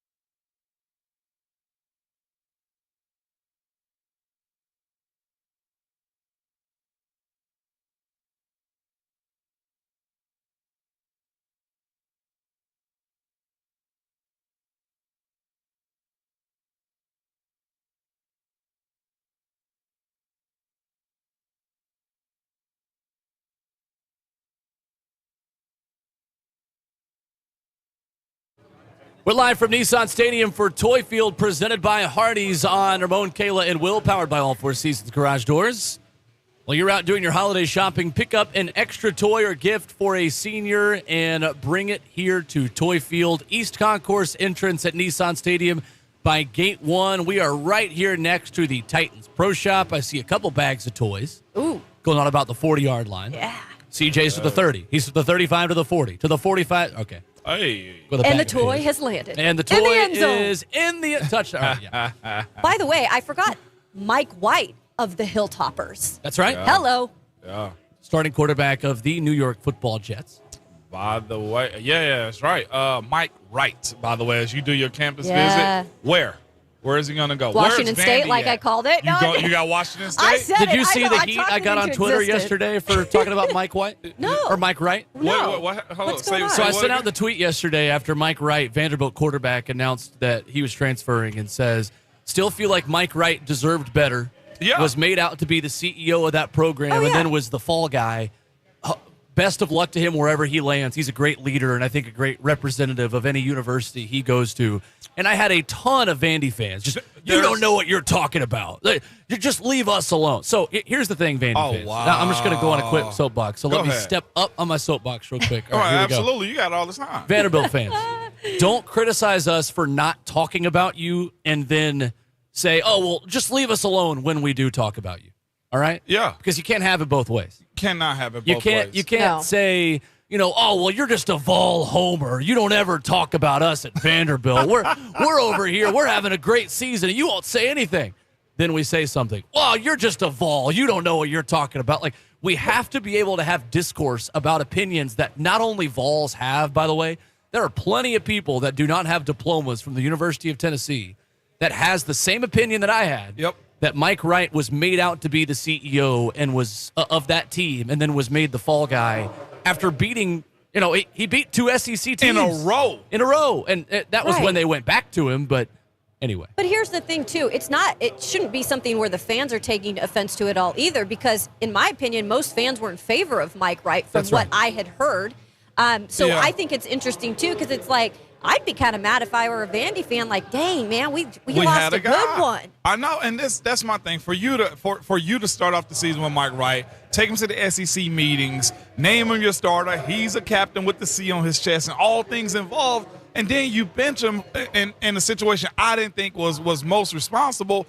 And then you end up benching the guy that you put him in place for to put Mike Wright back out there. And I'm thinking to myself, Clark Lee, like, you really got decisions to be made if this is the flip-flopping that you're doing at that position, especially the quarterback position. For a guy, truthfully, like, I don't want to disrespect Vandy too much by saying this. They're not in a position to actually be in a drop-back situation. The offensive line can't really protect the way they need them to. You have a running game and you have a mobile quarterback that absolutely won you games in Mike Wright. And I'm thinking to myself, why get away from that? What was the decision? Only thing I can think of is this. You got Clark Lee in a position to where he's a new coach. Mm-hmm. He had a younger quarterback. He said, I want to grow with this guy. But in a sense of wins and losses, why attach yourself to a guy that's not winning you games? Yeah, A.J. Swan, the freshman they went to. And look, A.J. Swan's a highly touted quarterback prospect. He is. He's the future for Vanderbilt. And credit to Clark Lee in the season that he had this year. He had a good season. He put Vanderbilt in the position to play for a bowl game against Tennessee in the last week of the season. And Tennessee wasn't going to have two letdown games in a row after the performance that it had in South Carolina. But going into that game, guys, I thought that Vanderbilt would run Mike Wright a lot more, considering the problems Tennessee has stopping the quarterback run. I mean, Tennessee couldn't stop any quarterback. UT Martin's quarterback was scrambling and prolonging the play against Tennessee, and they didn't run it, which shocked me. Which is what he's so good at, too. He is. Exactly. I was almost thinking in the sense like they started Mike because Mike won the last two before the Tennessee game. Right. And they pretty much seemed like they put Mike in a box because he had a good run off to the left side of the field. He did. Against the Vols. And I'm saying to myself, well, maybe they want Swan to have a showing against Tennessee to justify next year, too. I'm a conspiracy theorist in that sense. Anything with two quarterbacks and switching them up throughout the season, I'm not a fan of. I'm just not. Yeah, You Unless saw that something firsthand at Tennessee. I did see that with Right. Schaefer and Ainge. Brent Schaefer and Eric Ainge. Yeah. No, you're right. I'm not a fan of it. I covered it at Montana when there were two quarterbacks. It was awful. It never worked. So I'm like, No. Clark Lee, I ain't going to say that's a mistake, but it was. Yeah, no matter if it was a mistake. Don't do that. Like, say who your guy is. If Swan's your dude for the next year, ready him. Dude, I want to Get get him like going. Mike right on here and be like, so now what are you looking for at your Now next you school? know. Do a Nashville Washington exit State. interview with Mike Wright. No, for real, right? Yeah. But he should have some value, some stock somewhere. I think so. And let's give Vanderbilt credit and Clark Lee credit that the fact that we're having this conversation is a step up for Vanderbilt, right? I think it's great. And I'm excited to see what Swan can do. Right, about having options. Yeah. Vanderbilt needs options. They need guys that represent their program in such a way that we are sitting here saying, well, that guy says all the right things and does a lot of the right things on and off the field. Yeah. That's a step up for them in taking that journey to getting back to a bowl game and getting back to where they want to be in the SEC. So, again, credit to Clark Lee for the season that he had and to Vanderbilt for that year. But, guys, we've got to be able to have discussions about these things. Yeah, and I'm sorry, but Mike Wright is a good one. We've been talking about him all season. And what a guy, and I wish him, I should say, the very best. Absolutely. 615-737-1045, the number here live at Nissan Stadium at Toy Field, presented by Hardee's. And Ramon Foster gives us every Tuesday at 7:20 his top 7 and bottom 3 in the National Football League. We begin, Ramon, with your bottom 3. Who is number 30 on your list this week? By the way, the bottom 3 and the top 7 are getting harder by the week to pick, Yeah, too. they are. They are? Because the bad teams are getting worse, and the good teams are starting to separate themselves even more, even with a win or loss here. So bottom 3, it didn't change, okay, because I got Carolina 30, Denver 31, and Houston 32. Okay. But I also look at this and I say to myself, LA, the Rams. 6 losses in a row for them. Man. They could be in this conversation. New Orleans deserves to be in this conversation. I agree. Atlanta deserves to be in this conversation too.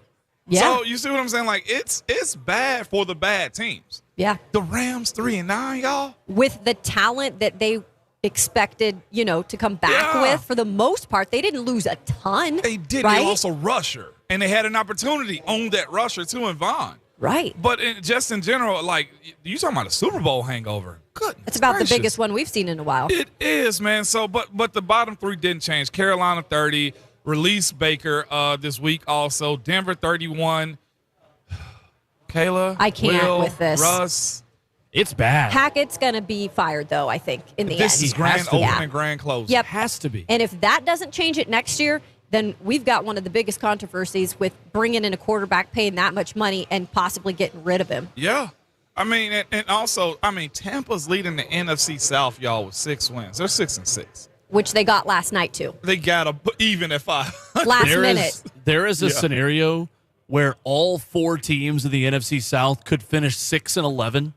That would have the Carolina Panthers hosting a playoff game Okay. Yeah, well. That is Yeah, it will. ridiculous. against the Dallas Cowboys. And weren't we talking about the AFC South being the worst? That's right. No, we're not even talking about the NFC Yeah, the South. NFC South doesn't have a team Cheeks. like the Titans that has at least risen above the crap that's in the rest of the division. Yeah. It's going to have a winning record. On a lightly personal side for Tom Brady, you did all of this with your family to have this type of season.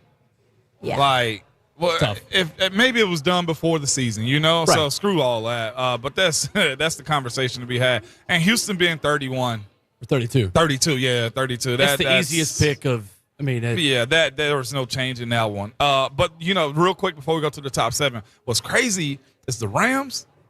They're probably going to pick in the top 5, but they have no pick. well, Detroit has their pick. Yeah, That's what I'm saying. It's crazy.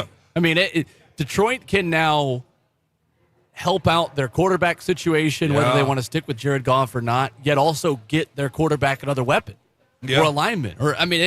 And Detroit scored some points this year. They've got to Yeah, continue they to fix have. that defense. And Jeff Okudah and Aiden Hutchinson and surrounding everyone got else parts. on that defense. They do. Right. They've got some names that are brand names that were college football guys, the stars a couple of Yeah. years ago. And when you pick in the top 10 as much as they have, you know their whole team because they were all Americans like last year. But Detroit has a situation with LA's pick to do what Cincinnati did. Yeah. I'm serious. Yeah. Yes, they do. They have the opportunity to fill one side of the football completely with draft picks Yep.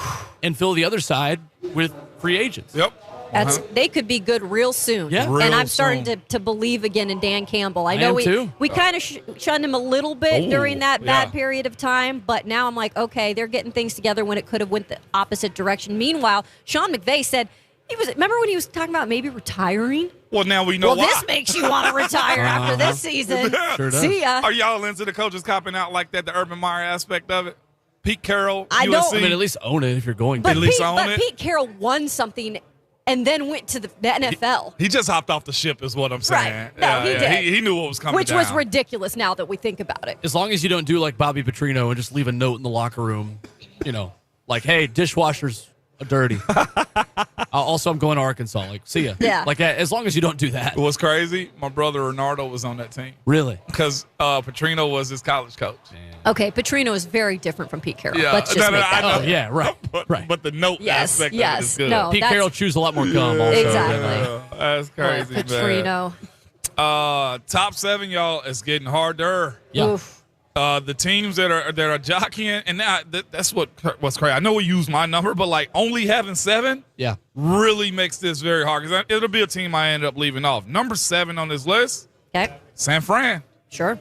Okay. Although Purdy, what was his name? Brock Purdy. Brock Purdy. The Iowa Mr. State Cyclone. Irrelevant. And even some are saying like he didn't have the greatest college career, but for that system with Shanahan, it actually fits what they do. I don't know if Baker's in that conversation with him, but sometimes you can surround a guy good enough to where they can survive some. I Yes. don't know how far this San Francisco team goes because Jimmy G's leadership and the ability that he has in the postseason told you that, they can be serious, and they don't have that right now. I believe without Jimmy G winning 25% of their games, which Yeah. is a little bit crazy Yeah. because Jimmy G isn't anything special. Right. But like Ramon said, he does operate things well. Yeah, he does. They don't need some grand quarterback, Yep. but can Purdy come in not having that experience and run things the way they need to run them? I don't know. So feel I'm like- I'm still half in, half out on San Fran. This is the team that is.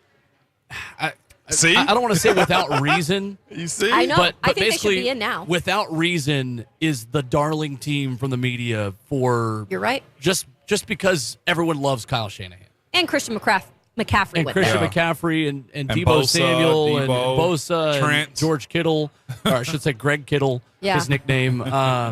I don't know. And how many of those guys are always healthy at the same You're time right. is my question. Like CMC, Debo, and George Kittle always have something going on. Absolutely. And that's just the thing for me about that team. Yeah. I feel like we as media have overcorrected making them a darling. Yeah. Not me.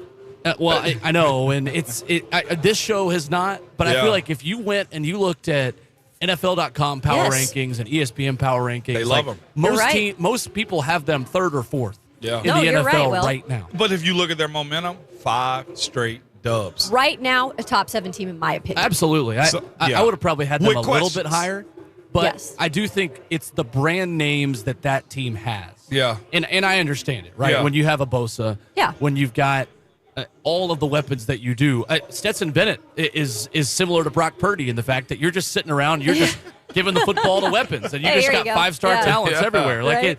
it's basically what Georgia has. Yep. Except for San Francisco. 100%. Buffalo didn't make it last week. They made it this week. Number 6 in the list. Rightfully so.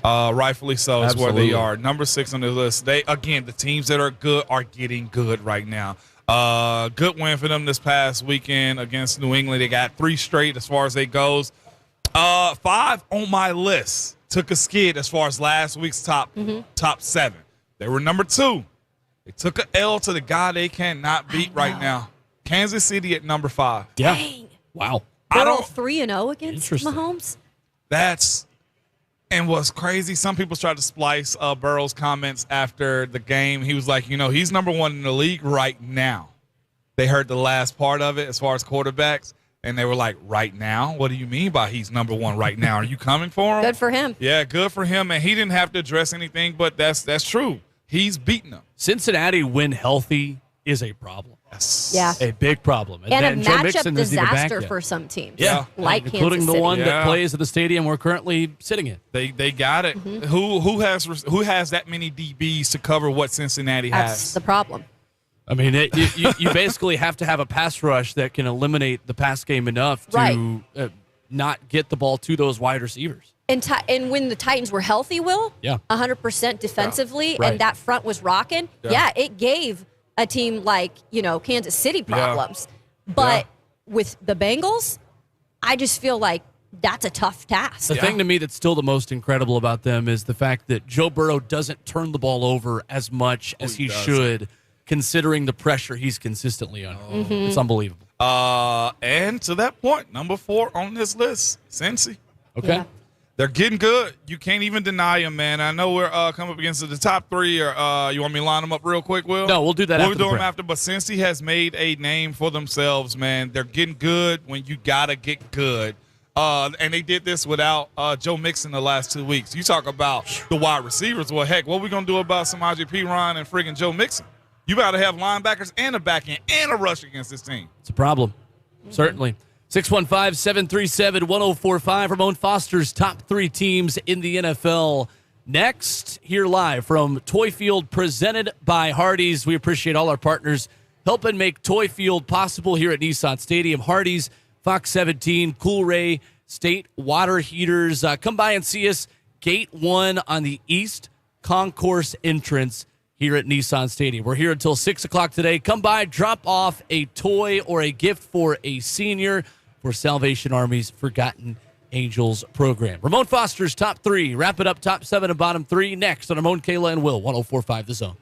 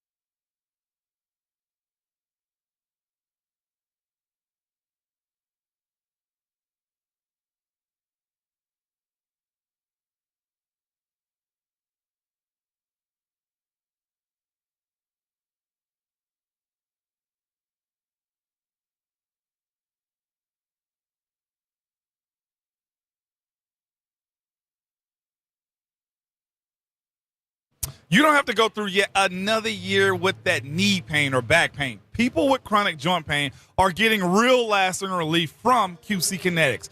Hey, it's Ramon Foster. QC Kinetics is the nation's leader in advanced regenerative medicine. Their unique protocols use healing agents from your own body to target aching joints, repairing and restoring damaged joint tissue so you can move again with no surgery, no drugs, no downtime. Got shoulder pain, excruciating hip pain? If you have any arthritis pain or lingering pain from an injury, don't let them operate on you or give you more steroids. And say no to the pain pills, too.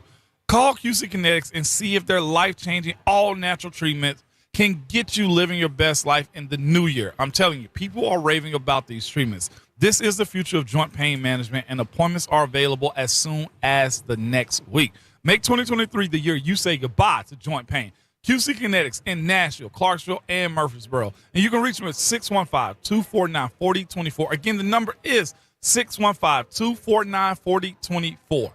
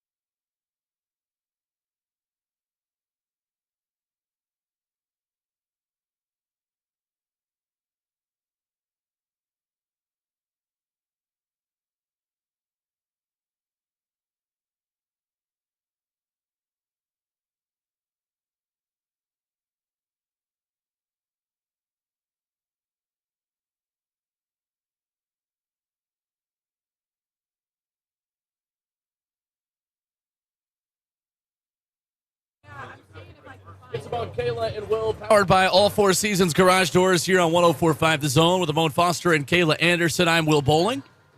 Live from Nissan Stadium today for Toy Field presented by Hardee's. We are building a field of toys to benefit Salvation Army's Forgotten Angels program, and we are asking for your help. Bring by a toy, a gift for a senior right here on the east side of Nissan Stadium, Gate 1. You can't miss us next to the Titans Pro Shop. 615-737-1045 is the number if you want to jump in. And Ramon Foster wraps up his top 7 and bottom 3 with the top 3 teams in the NFL this weekend. This weekend, number 3 on that list, Vikings. They actually got leapfrogged by a team here in a second, man. But Minnesota's good, 10-2 on the season. Everything that you need them to do this season, they are doing. Yeah, they dropped a couple of games, but they are as solid as they get. Should and will win the NFC North, man. Host a playoff game. Last loss was to a team that's currently number 2, and that would be the Dallas Cowboys. Wow. Yep. Okay. They solid, y'all. Dak Prescott. And potentially getting Odell Beckham also. Yep. They are solid. And to your point, too, about Dak, this shows what happens when you have a steady hand at quarterback, too. Like, you have the opportunity to be in games, play games, to really diversify yourself as a team. So it's very interesting to see how Dak has really showed that, look, maybe they got him for a steal in a sense. And the Cowboys are good defensively, offensively. I don't know if there's anybody in the mom that can really block Micah Parsons at this point consistently. Right. And I just think having 2 backs, too, that you can rely on and use in different situations, like, that's a freaking luxury. Pollard. Dang. I love him with the Cowboys, but I want to see him go get paid somewhere else. Yeah. I know. Right. You know, like, I feel like he's been there forever, and he's been the 3 years, Kurt. That's it. He's been just, what do you want to call him? The Superman or the Robin to Zeke sometimes, pretty much Batman in a sense, you know? Yeah, Zeke is pretty much behind him in a sense. I love watching him run. He plays out of this world. And number 1 on this list, we saw it up close and personal this past weekend, Dang. y'all. Philadelphia Eagles. Yes, they are. You said something yesterday, Wood. I was just like, yeah, that's right. They can beat you multiple ways. They can run the football and make it a slugfest. They can throw the ball 35, 40 times and beat you. They can play really good defense against the run or against the pass. I mean, they are a good team. They are a really, really good team. And there is not really one glaring weakness. There are things that they're not as great at when you talk about their run defense and some of the things that they do or don't do particularly at an elite level. But there's nothing that they are bottom 10 in the league at. No. And I'm speaking of the Titans, we're getting a lot of respect, actually, from the national media going into this game, saying this is going to be the Eagles' biggest test because they play physical. They can shut down the run, this Titans defense. And look, the Titans defense did shut down the run. It did not matter because Jalen Hurts went through the air and found every single weapon to beat the Titans that way. Yeah. And gave them the biggest margin of victory this year for the Eagles, which was 25 points against a Titans team that was supposed to be their maybe toughest opponent yet this season. I know, and it's crazy just watching them do work. Like you said, offensively or defensively, they can really hurt you. And watching Stonehouse outkick his coverage this past weekend, and their return game being what it was too. Like, there was portions of the game I was like, yeah, it's just not your day. But I think they do that against multiple teams. And Mike Vrabel mentioned that yesterday in his meeting with the media about the fact that Ryan Stonehouse, while impressive in how far he was kicking, was not giving the coverage team enough time to get down the field. There wasn't enough hang time. It wasn't enough hang time. I mean, seriously. He's booming it. Oh, he said it from that aspect. Yeah, he said there isn't enough hang time on his kicks, and it's too much of a line drive. Yeah. Which is something that I'll be interested to ask Craig Ackerman about this week. That's a part of it you got to realize. You can't just kick it far. You got to give, the other missiles. looks at it. There is an actual art to it. Yeah, not just straight. Yeah. 615-737-1045, the number this morning at halftime of the show. Already. And one of the best NIL deals that has ever happened. This is great. Involves a Tennessee Volunteer. We'll tell you about that next as we get ready for hour number 3 here from Toy Field live at Nissan Stadium, building a field of toys to benefit Salvation Army's Forgotten Angels program. Stop by and see us, Gate 1, east side of the stadium, 6 a.m. to 6 p.m. We are here all day long. Stop by, give us a gift, give us a gift for a senior, and it all goes to benefit Salvation Army's Forgotten Angels program. We've got a promo team ready to help you. If you've got a quick drop-off you got to make on your way into work, we can do that. If you want to come by and see us and say hello, we have got time to greet you as well here at Gate 1 on the east side of Nissan Stadium. Halftime of the show and hour number 3 next on Ramon, Kayla, and Will, 104.5 The Zone.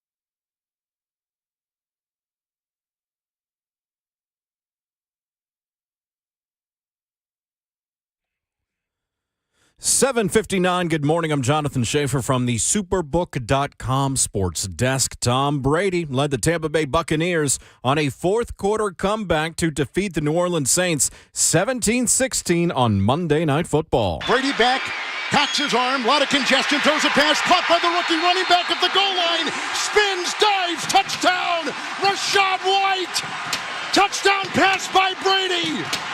They've tied the game. 3 seconds to go. The extra point won it. Kevin Harlan, Westwood won. As it was heard here on The Zone, Brady surpasses Peyton Manning for the most career fourth quarter comebacks in NFL history with 44. The Titans have placed wide receiver Cody Hollister on injured reserve. They signed linebacker Terrell Basham to the active roster. Georgia's Stetson Bennett, USC's Caleb Williams, TCU's Max Duggan, and Ohio State's C.J. Stroud were announced as Heisman Trophy finalists. One glaring omission, Tennessee quarterback Hendon Hooker, though he was named the AP SEC Offensive Player of the Year. Josh Heupel, the AP SEC Coach of the Year. Vanderbilt quarterback Mike Wright has entered the transfer portal. Wright played in 10 games this season, starting 6, including their victories over Kentucky and Florida. And shortstop Trey Turner and the Philadelphia Phillies agreed on an 11-year, $300 million contract. For foundation repair and waterproofing needs, visit USSTN.com. Breaking news at once on your home for the Titans and the Vols. This is 104.5 The Zone.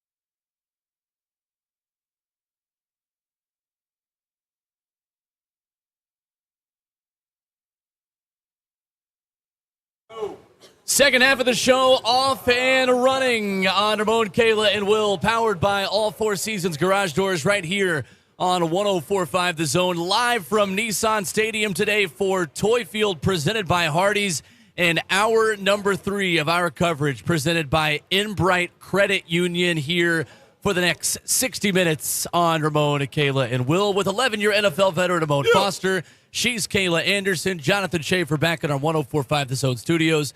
I'm Will Bowling, and we are pleased to be joined by Ron Smith, the president of Inbright Credit Union. And Ron, thank you so much for being here. Oh, guys, thank you so much for having us year over year. It's a privilege and an honor. So you guys certainly are always here with us, filling up this field of toys and bringing a ton of toys. Thank you so much for your contribution every single year. But we've already got this field filling up pretty well so far. Yeah, we do. Yeah, it's looking great. And on top of that, you pulled up in style. Like you said, where we're sitting at right now, we can't see you, but we heard you. What did you pull up in today? Yeah. Well, we pulled up in 3 cars. We've got our Ford Flex, which is wrapped. People probably see it around town. Has Inbright Credit Union on it. And then we've got our SUV and a Jeep that pulled up. And we like to make an entrance, especially for something like this, because again, it's so important for everybody to get out here because there are so many children and so many elderly that need a good present for Christmas. What kind of got you guys started with doing this and picking this as something that you wanted to emphasize every single year at this time of the year? Because like you said, not any child deserves to not go without a toy at Christmas. And you hit it right there. That's the reason. Exactly.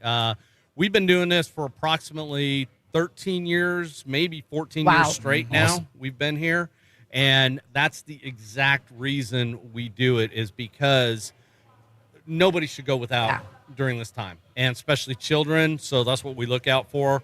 And we have a really good relationship with NES, and their teams come out and support this through our financial centers in Mass. So thanks, NES and the community.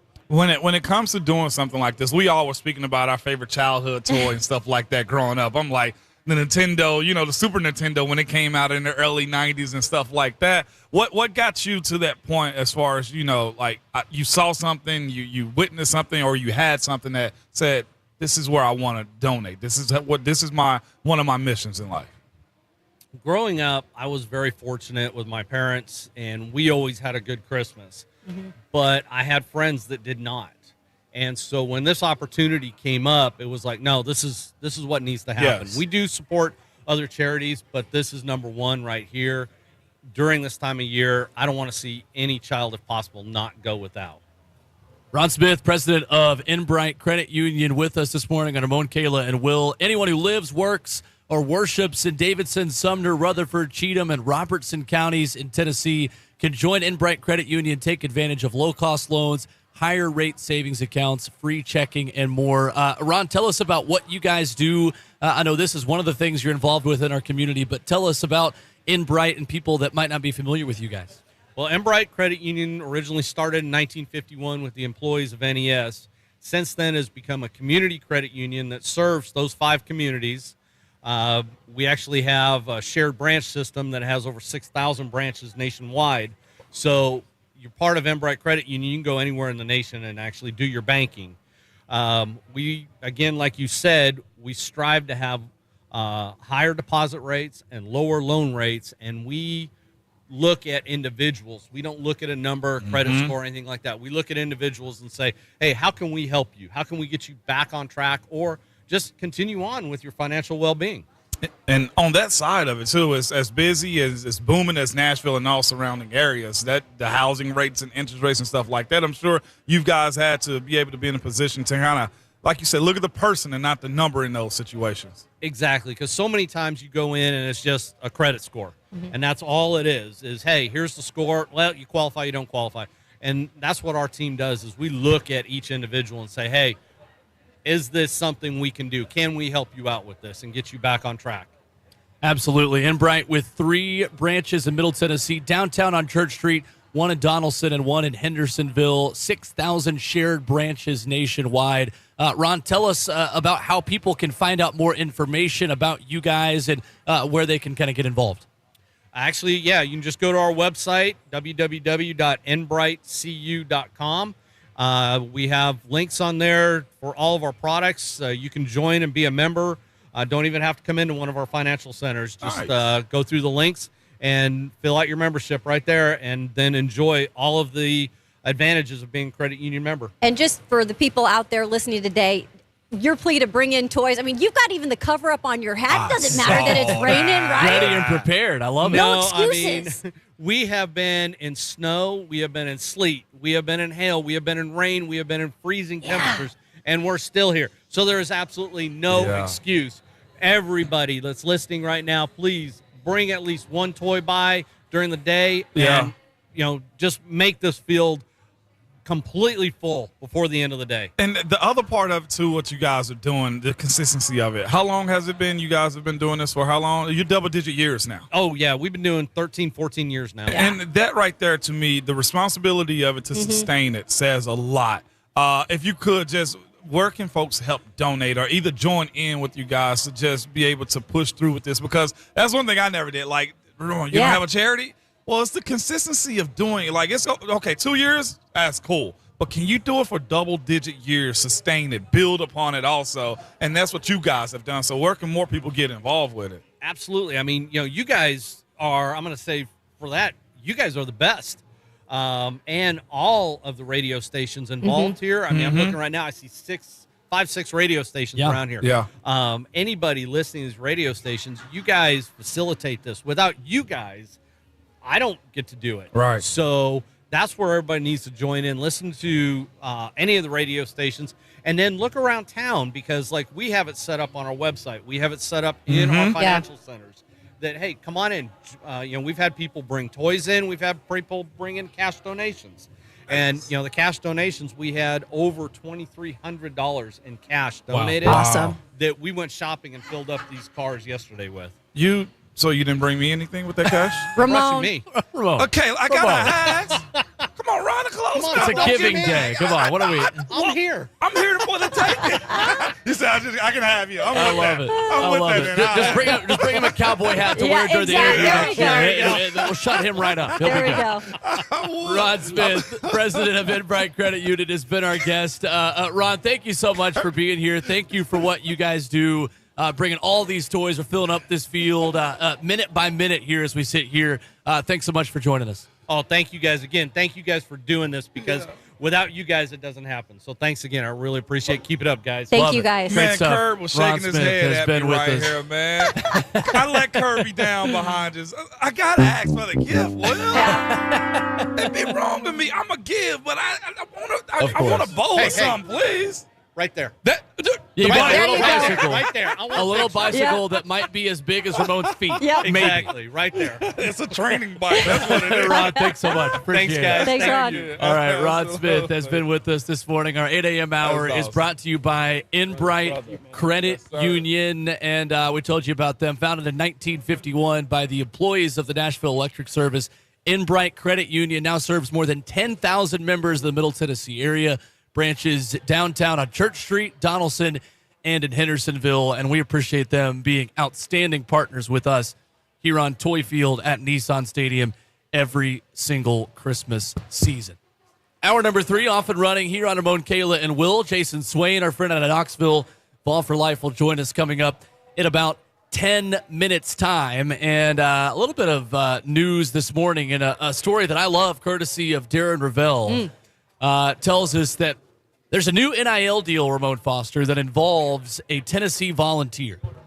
And this is one that we have been asking for. Actually, our friend Emily Proud has been tweeting this exact idea, I believe, since the Florida game. Yeah. I'll try to find her tweet in the next break because it was either the Florida game or the Alabama game. She tweeted that Jalen Hyatt needs an NIL deal with Hyatt Place because Hyatt's Place is the end zone. And the 5 touchdowns that he had against Alabama, Hyatt's Place was in the end zone. Jalen Hyatt, Tennessee wide receiver, has signed an NIL deal with Hyatt. Oh, And the deal includes Jalen gifting the entire Tennessee football team with a hotel credit equivalent to their stay for the Orange Bowl in Miami. This is why NIL exists. Brilliant. Boys and girls. Brilliant. This is also Fantastic. just the other side we spoke about in the 6 o'clock hour. The transfer portal. yes. He's a guy that stayed down till he came up. That is right. You know what I'm saying? Absolutely. And if I'm a scout recruiting him or looking at him in the draft, I say to myself, the kids handle adversity.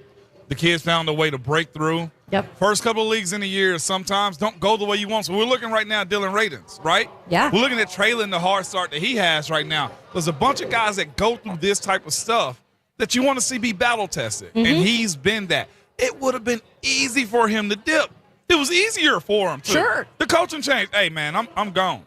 It was easier, and he stayed down, and now he is a Hyatt deal. Heck, can you imagine that? I'd have been looking for a Foster's beer deal in college. You know what I mean? Like, give me something. Right? I'll take the high deal any day. Not allowed to be an NIL endorser, but I mean, well, Hypothetically. after I'm 21, I can get it, right? no, you can't. I can't. I It's can't the get rules. alcohol. Sports betting and Yep. alcohol are They the two drink it that in the you can't have. stadiums.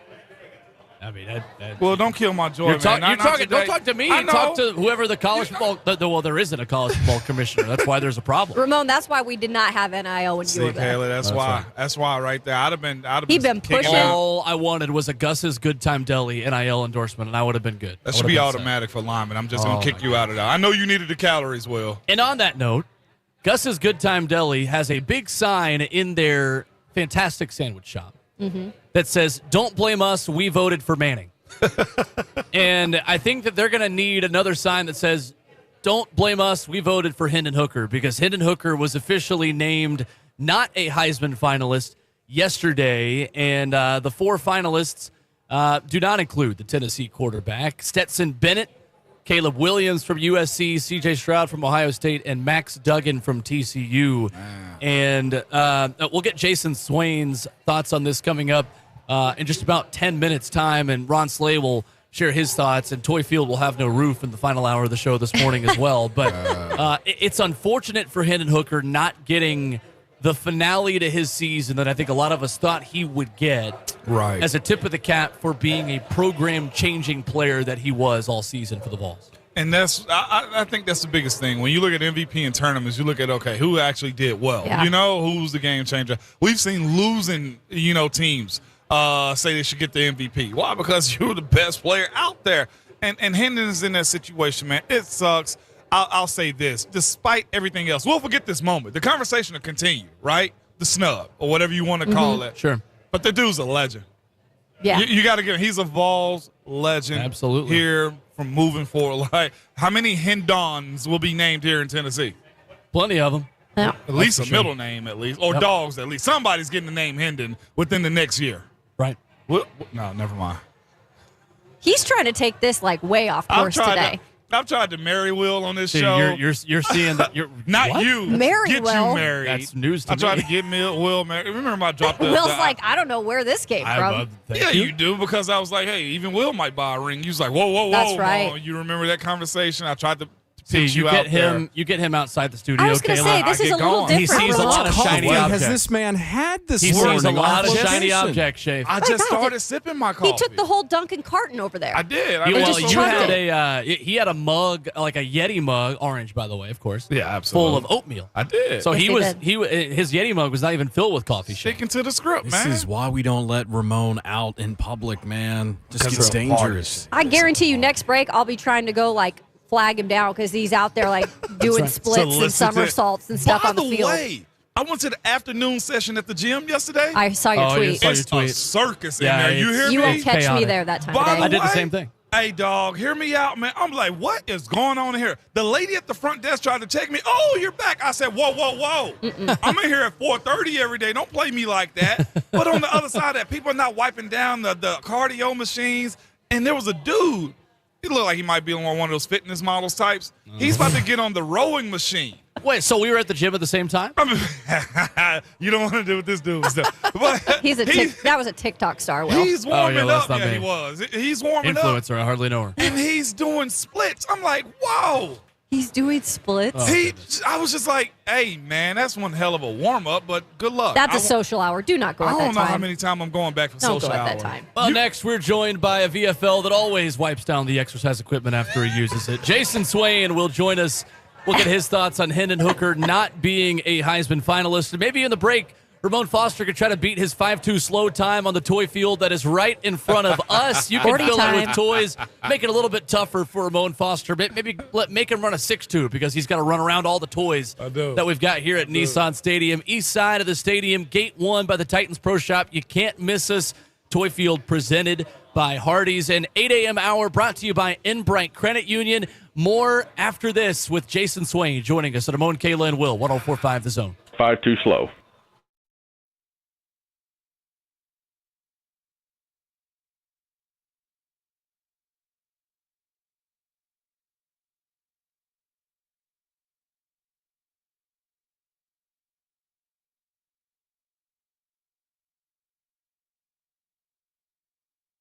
Change is coming, and you need to be prepared. Hey, this is Ramon Foster. And did you know that new regulations are coming soon that could increase the price of replacing your older HVAC system by over 20%? This is why you need to act now and get that older system replaced by my friends at Spring Hill Heating and Cooling. They offer 18 months with no payments, meaning you can lock in today's price and not have to pay until spring of 2024. Or you can get up to $1,500 off a new HVAC system. Now, Spring Hill Heating and Cooling is always backed by 10-year parts and labor warranties on York products. And Spring Hill Heating and Cooling is also a York certified comfort expert company. And if you need repair work, yes, they offer free service calls with their repairs, plus low monthly payments on those repairs. They are the heating and cooling company that can take care of all of your HVAC needs. Spring Hill Heating and Cooling, available anytime at springhillac.com.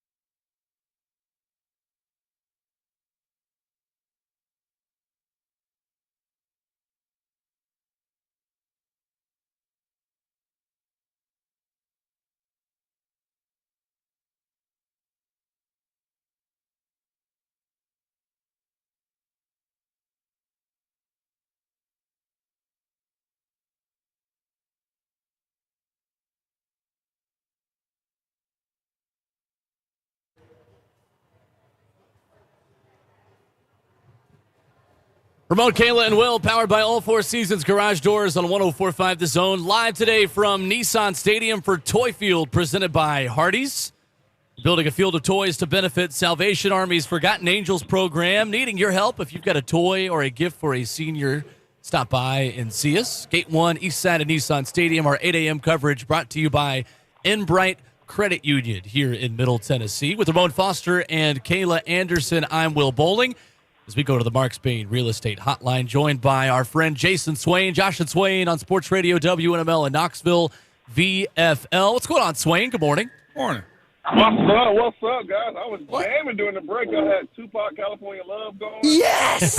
Let's go! We've always got the good vibes. Jonathan Schaefer, we call him the best producer in the world for a reason, because he's always spinning the hits. The best producer in the world! There's Ron Slay calling him that. So he takes care of us, no doubt about it. Well, Swain, have you also been as overwhelmed as us on the amount of names in the transfer portal in the past 24 hours? And can you confirm that you are also not in the transfer portal right now? Hey, I might be in there. You never know, man. Especially these athletes are smart. They figured out that you go in there, you dip your toe in the water, and you may come out with a nice NIL deal. So I'm always looking for a nice NIL deal. Absolutely. The big news yesterday, Swain, Hendon Hooker not being named a Heisman finalist, and Stetson Bennett essentially getting the nod over him with Max Duggan, Caleb Williams, and C.J. Stroud. What was your reaction to Hendon not getting the invite to New York? I mean, I guess they're discriminating on people who got hurt, because Blake Corum was one of the best running backs in the country. He was not a finalist. He got hurt. He's out for the season. Look at Hendon Hooker.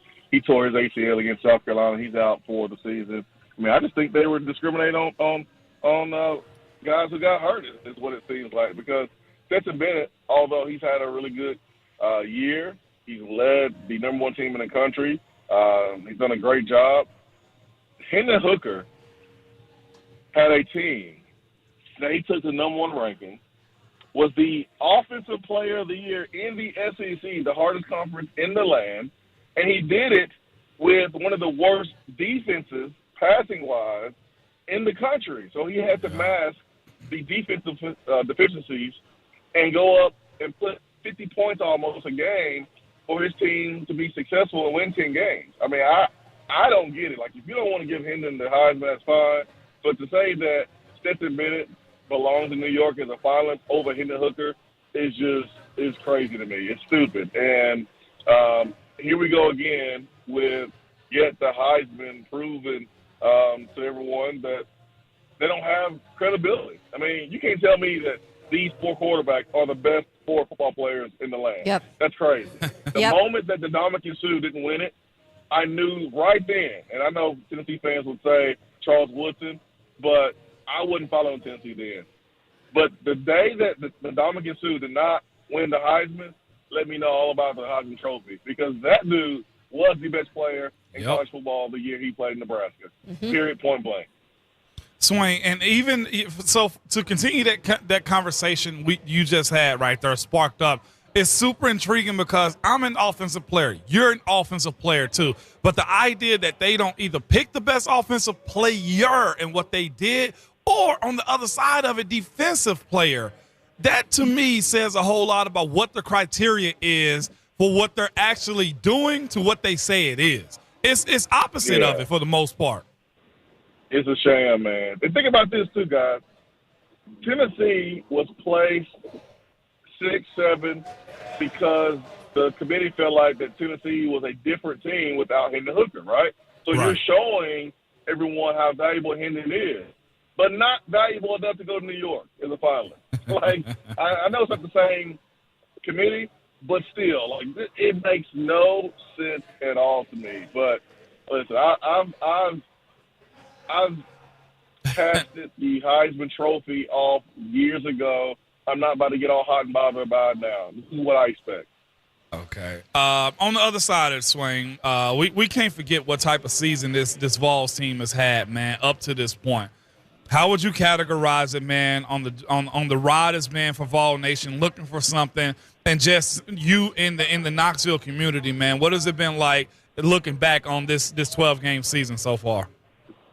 Preseason, I said 8 wins.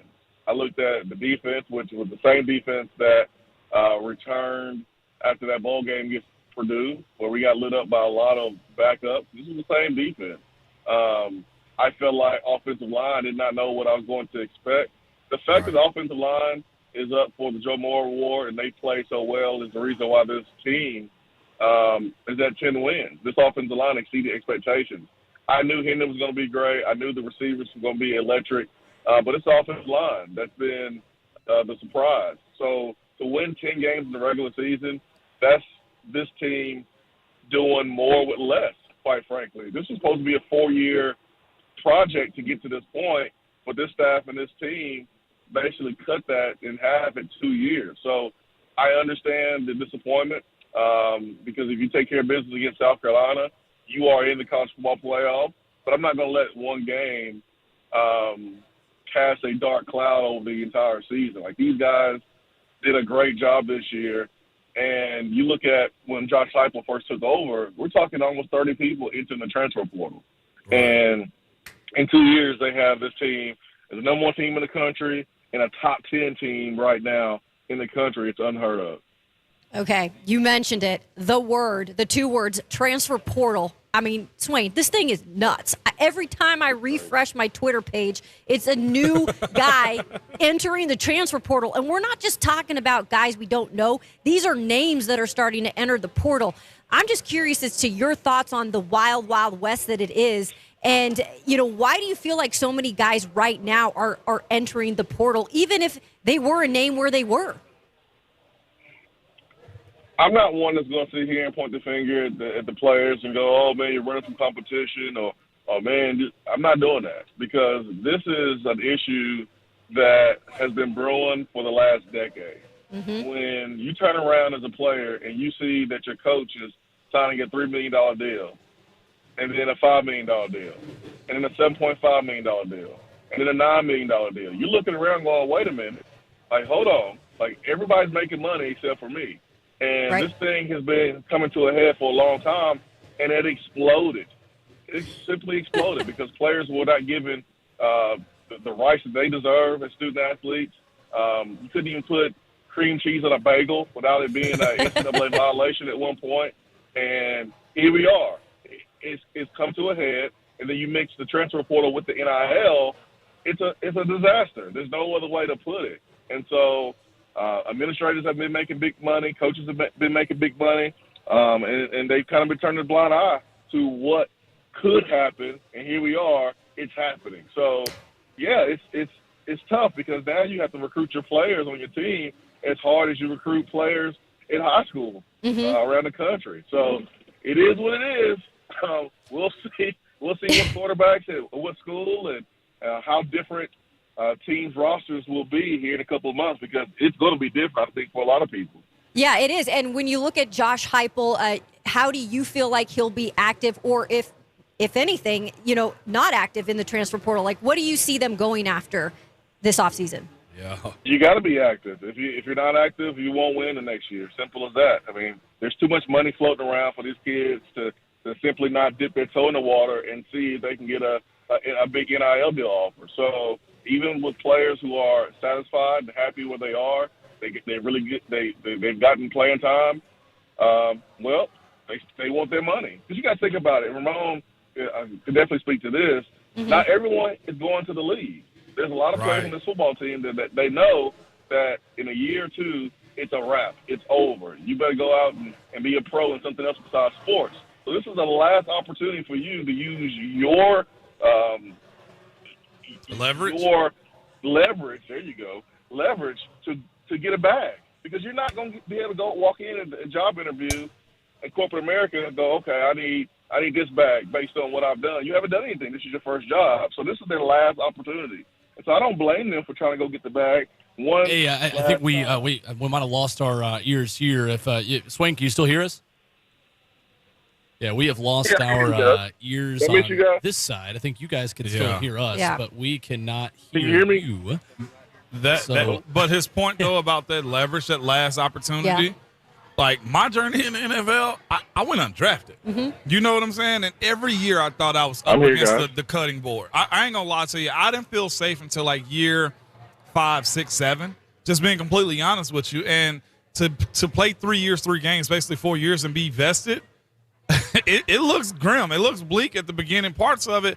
And to leave college with a nice little nest egg, whether that's, $50,000, whether that's $100,000 for some of these kids, you got to think none of them get any job experience. Right. I continually say that. And then, hey, 3-4 years, appreciate your service, going to the wild, So I'm with that idea of that leverage aspect of it. All right, I think we got Jayson Swain back connected with us again. Sorry about that, Swain. Can you let's see if we can hear you now. You still got us? Hey, Swain, you there? There he is. Yeah, I'm here. There we go. All right, sorry about that. We're the joys of being out on location this morning.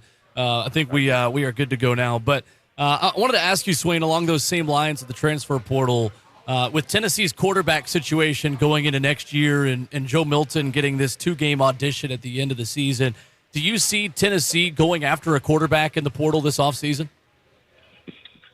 I mean, looking at the situation the way it is right now, I don't see that because you have Joe Milton, who this will be his 3rd year in the system, coming back next year. You got Nico, who everyone knows that's coming in with a big NIL deal.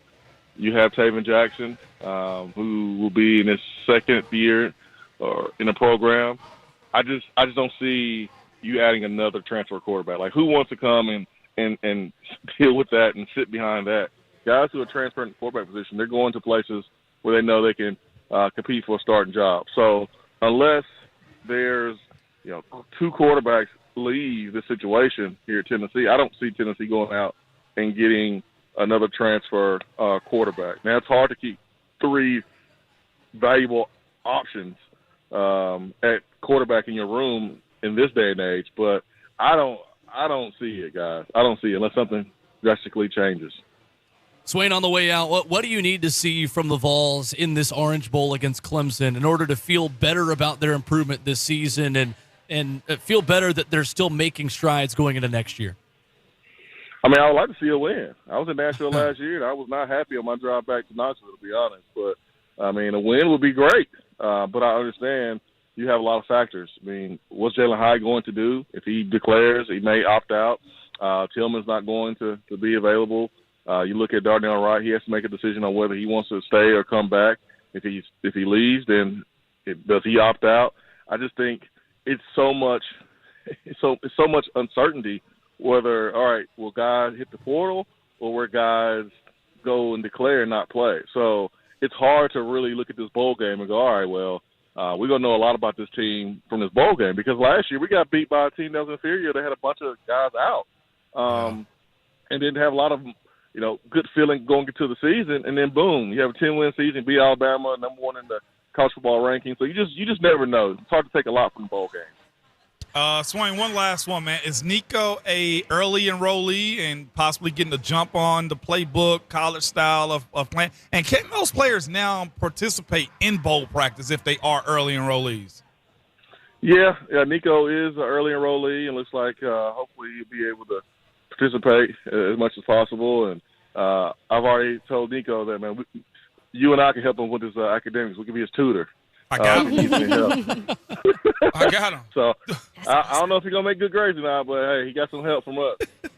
You're right. I mean, Ramon was talking about his ACT score already this morning. That he was hyping himself up now for being a radio professional after all that. And then Will told us his, and we were just shot fine. down. I was against my will for Swain to give a number, but it's fine. Swain, what was your ACT score? Hey, man, I qualified. Let's not get the details here, okay? That's what I should have said, too. This man is taking time out of his morning to join our show. Ramon, and Ramon's out here putting him on the hot seat. You're rude. Leave Ramon. You act like I asked you your political side. So I'm like, come on. Swain, he's been rude this morning. Don't worry. Let me live, Ramon. Let me live. So for athletes, we don't ask about ACT scores. Got it. Okay. Well, Swain, honestly, he's just preparing you because I saw you're filling in with our guy Ben McKee today on your show in Knoxville. So he's just preparing you for the kind of violence that Ben chooses on any given day, right?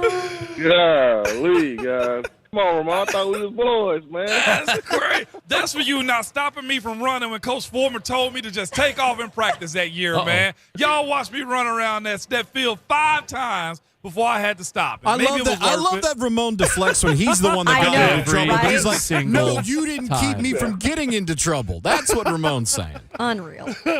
Swain, I love you, my brother. You were one of those OGs that looked out for us, man. I love it. Hey, man, much love. Much love, man. I love y'all. Y'all keep kicking butt.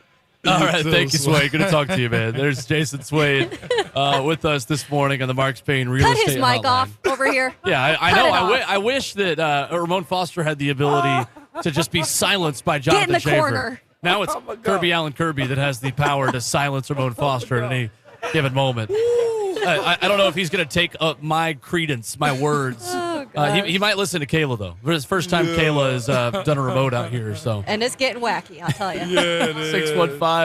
615-737-1045. One big name from the SEC in the transfer portal reportedly this morning hearing from Tennessee.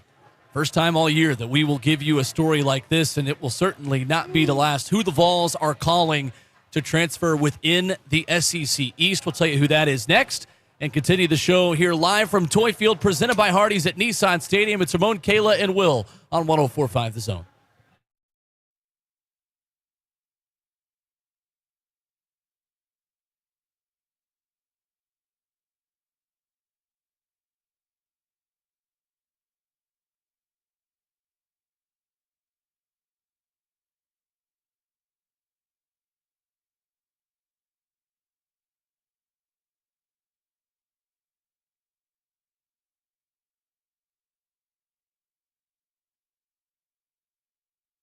Window Nation is doing the impossible, the same way it is with me asking my friends what were their ACT scores. Look, all I need is a simple answer, but I got a simple answer for you, and it's going to Window Nation, you hear me, and talking to them about getting the windows for your house. Because despite the fact that costs are up, inflation is up, and rates are rising, Window Nation is giving you 0% interest for 5 full years on new windows. That's no interest payment for 60 months. Yes. In addition to 2 windows free for every 2 you buy. And the winter is going to be even colder this year. Right now, the temps are dropping, and it's currently raining today.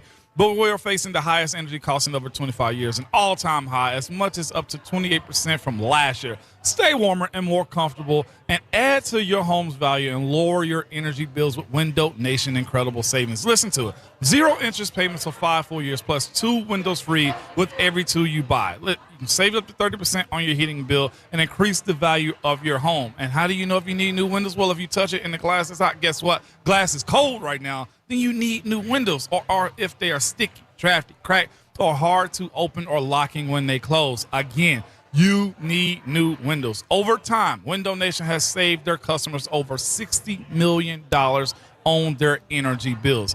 Again, here's the offer. Buy 2 windows. Get 2 windows free on any style from Window Nation. There is no limit. Yes, you can simply get 2 windows, or you can get 60 windows in your house. Plus, you make no payments and make no down payments and no payments or no interest until 2025. Save thousands on your new windows and your energy bills, all while upgrading the look and feel of your home. The number is 866-90-NATION or visit windownation.com. Again, the number 866-90-NATION or visit windownation.com.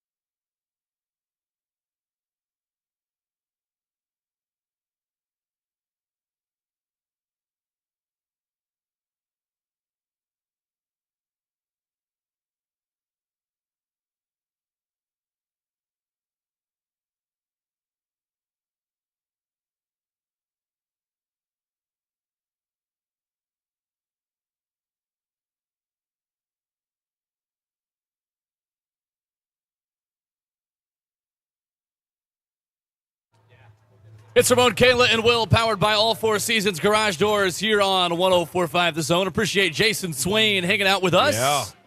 You can too at 615-737-1045. We're live from Nissan Stadium here at Toy Field, presented by Hardee's. Our third hour of coverage this morning brought to you by Inbright Credit Union. Anyone who lives or works in Davidson, Sumner, Rutherford, Cheatham, and Robertson counties in Tennessee can join Inbright Credit Union and take advantage of low-cost loans, higher rate savings accounts, free checking, and more. Appreciate Ron Smith, the president of Inbright Credit Union, stopping by. They've brought a ton of toys for us. Yeah. And we are starting to make our way towards more of this field being covered by the time the Buck Rising Show with Lucas Panzica takes over after us. So be sure to come out and see us. Come bring a toy here on the east side of Nissan Stadium, the east entrance here at Gate 1 next to the Titans Pro Shop. You can't miss us if it's a quick visit.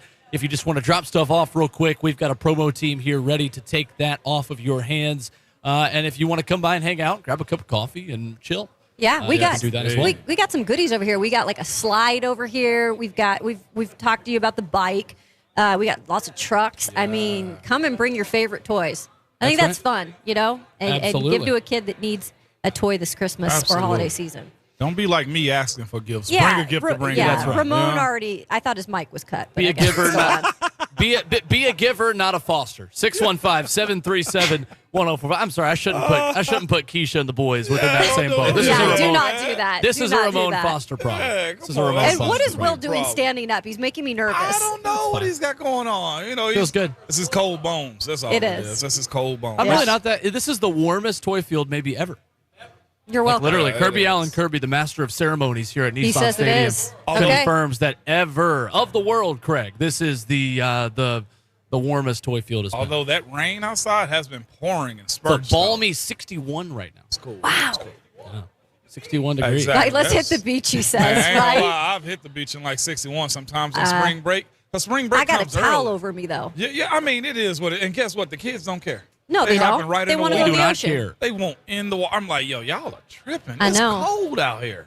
So Missouri wide receiver Dominic Lovett has entered the transfer portal, and Yep. when you look at different positions around the portal, wide receiver is by far the deepest. Mm-hmm. Talking about the guys that are joining that group, South Carolina tight end Jaheim Bell also joining the transfer portal last Straight night. up? That was a little bit of a surprise. Yeah. The guy For that what played reasons? running back against Tennessee in the last 4 games of the season played tailback. Yep. See, that confuses me. It's weird. Dude, it's big names. I mean, they were just saying Oklahoma State edge Trace Force. Really? 8.5 sacks last Yeah, year he's entering. for the Pokes. Him too? Yep.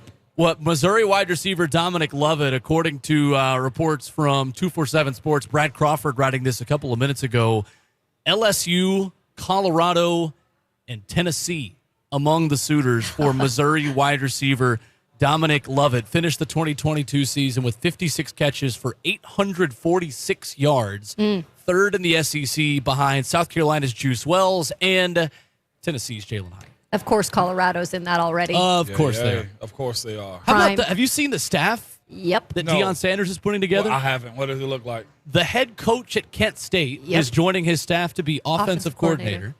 And reports are that former Minnesota Vikings head coach Mike Zimmer is a Defensive? strong candidate to be his defensive coordinator. He putting it together. This is It's to me. unbelievable. This is the Deion effect. But I also say this: Deion brings all of this, and then when Deion leaves, he take all of it too. And he already said that. He came into the meeting and said, hey, y'all hit the transfer portal because I Yeah. got my own guys coming in. This is in Pac-12. That's where we're at. Yeah. That's their conference. 1-11 It this absolutely past is. year. 1-11 is. I looked at their roster. I looked at their schedule for next year, and it shows they got a gauntlet somewhat. Yep. But if he hit that portal, they're gonna compete. As for Lovett, I go to Tennessee because I know you at least got a quarterback. You think you got a quarterback Yeah. coming in, Right.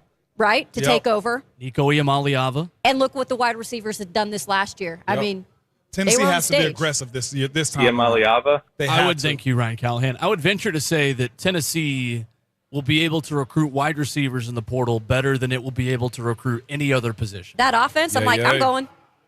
Yeah, I would too. And I'm with you. I'd say if you're a big tackle too. Absolutely. Yep. 615-737-1045. Your phone calls on the other side as we continue live from Nissan Stadium today. It's Toy Field presented by Hardee's. Fours up around Middle Tennessee because at the blink of an eye, we begin our final hour of coverage. Stop by and see us, Gate 1, East Concourse at Nissan Stadium. We're here until 6 p.m. as 3HL, Blandon Mickey, and the Lucas Panzica Show with Buck Rising continue on all day long here from Nissan Stadium. Hope to see you here, and we will begin Hour 4 next on Ramon, Kayla, and Will, powered by All Four Seasons Garage Doors on 104.5 The Zone.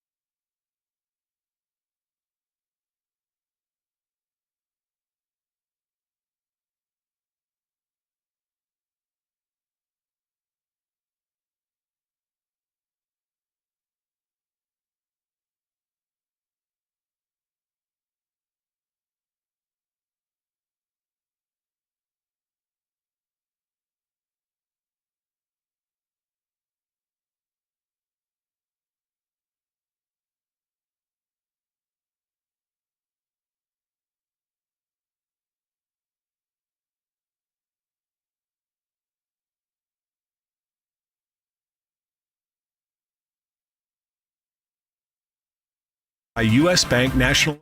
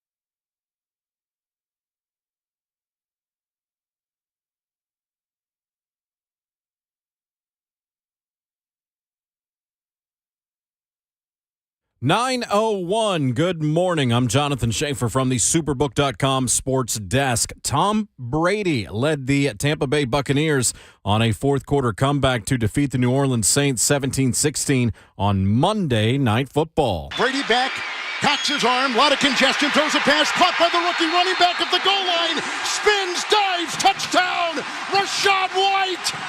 Touchdown pass by Brady. They've tied the game. 3 seconds to go. And the extra point won it. Brady surpasses Peyton Manning for most career fourth-quarter comebacks in NFL history with 44. The Titans have placed wide receiver Cody Hollister on injured reserve. They signed linebacker Terrell Basham to the active roster. Georgia's Stenson Bennett, USC's Caleb Williams, TCU's Max Duggan, and Ohio State's C.J. Stroud were announced as Heisman Trophy finalists. An omission from that list, Tennessee quarterback Hendon Hooker, though he was named the AP SEC Offensive Player of the Year. Josh Heupel, the AP SEC Coach of the Year. Vanderbilt quarterback Mike Wright has entered the transfer portal. Wright played in 10 games this season, starting 6, including victories over Kentucky and Florida. And shortstop Trey Turner and the Philadelphia Phillies agreed on an 11-year, $300 million contract. For all your foundation repair and waterproofing needs, visit USSTN.com. Breaking news at once. On your home for the Titans and Vols, this is 104.5 The Zone.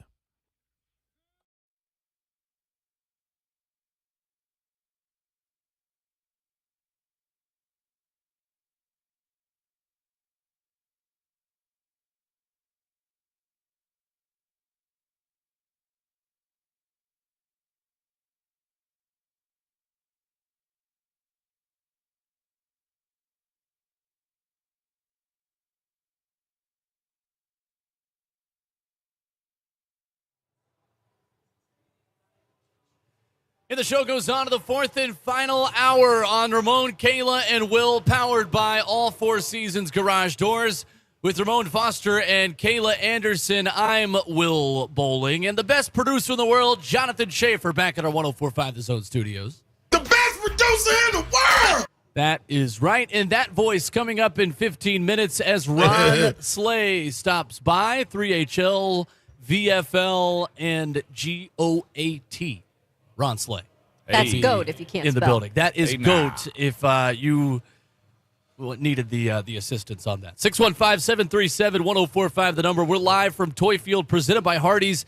Today at Nissan Stadium, we're building a field of toys to benefit Salvation Army's Forgotten Angels program, and we need your help. While you are out doing your holiday shopping, pick up an extra toy or a gift for a senior. Blankets, mittens, winter hats, coats, things like that for a senior. We will take that as well to put on the field that is right in front of us. Toy Field will be here at Nissan Stadium from this morning. It's been here since 6 a.m. today to 6 p.m. at the end of 3HL this afternoon inside the East Concourse entrance by Gate 1. That's next to the Titans Pro Shop. Curbside drop-off, that is also around Nissan Stadium.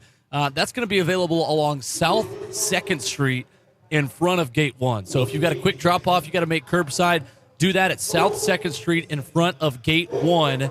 Drive by and drop off your unwrapped toy or gift for senior to benefit the Salvation Army's Forgotten Angels program. For the folks that need a little bit more context clues, yes, it's whenever you're driving in front of, was it 24? It's that portion of the stadium is where you drop off. Closest to the freeway. Closest to the interstate, yeah. Yes, 100%.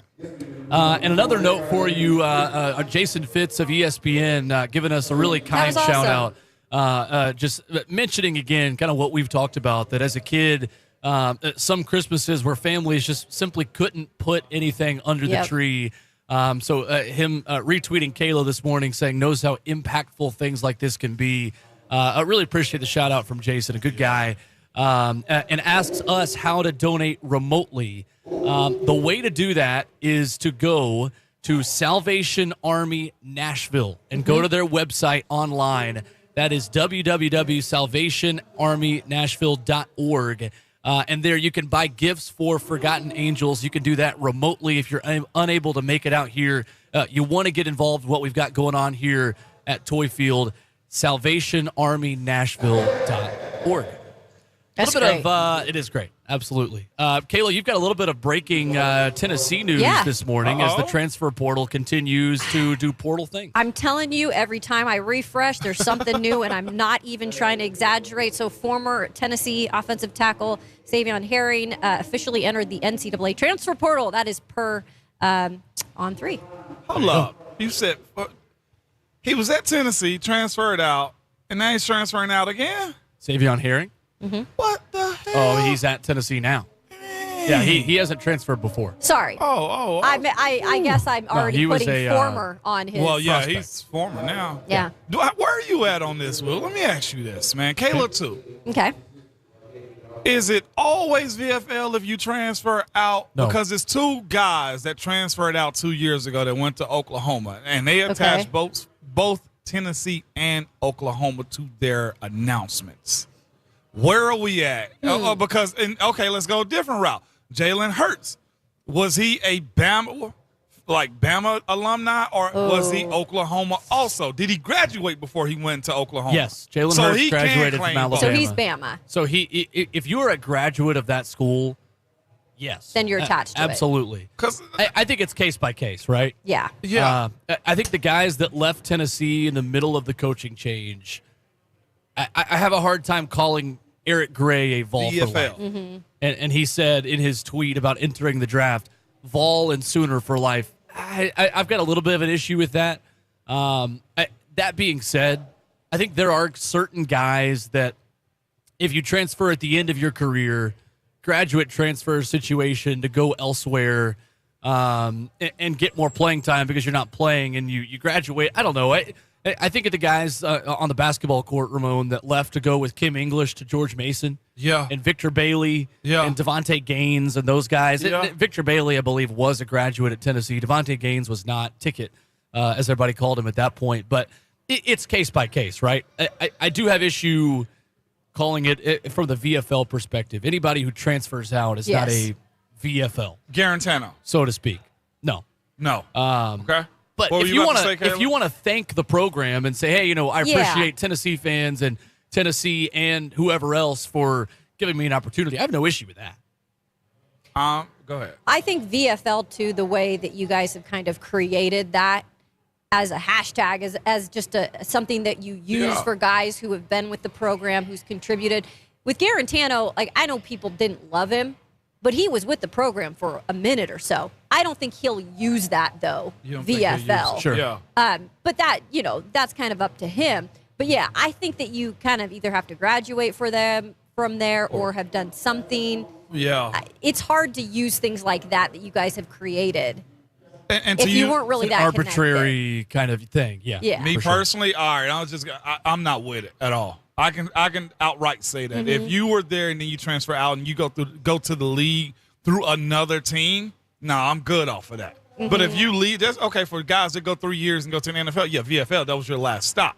I'm not into the idea that you can transfer out and then at the end, if it don't go your way, you claim both. Right. No, I'm too much of a loyalist. I know, former VFL, we don't do that. Either you are or you're not with me. Do you always wonder why, when you're watching the NFL and they do starting lineups, why some guys use their high school? I use mine to bring notoriety to my hometown. I just, sorry, that was kind of an off. I got flack from it from comment, Vols fans. I got a whole lot of flack from it from Vols fans. Yeah, I did. I was just like, look, you ask anybody in my locker room what Moan rep, it's Vols all day.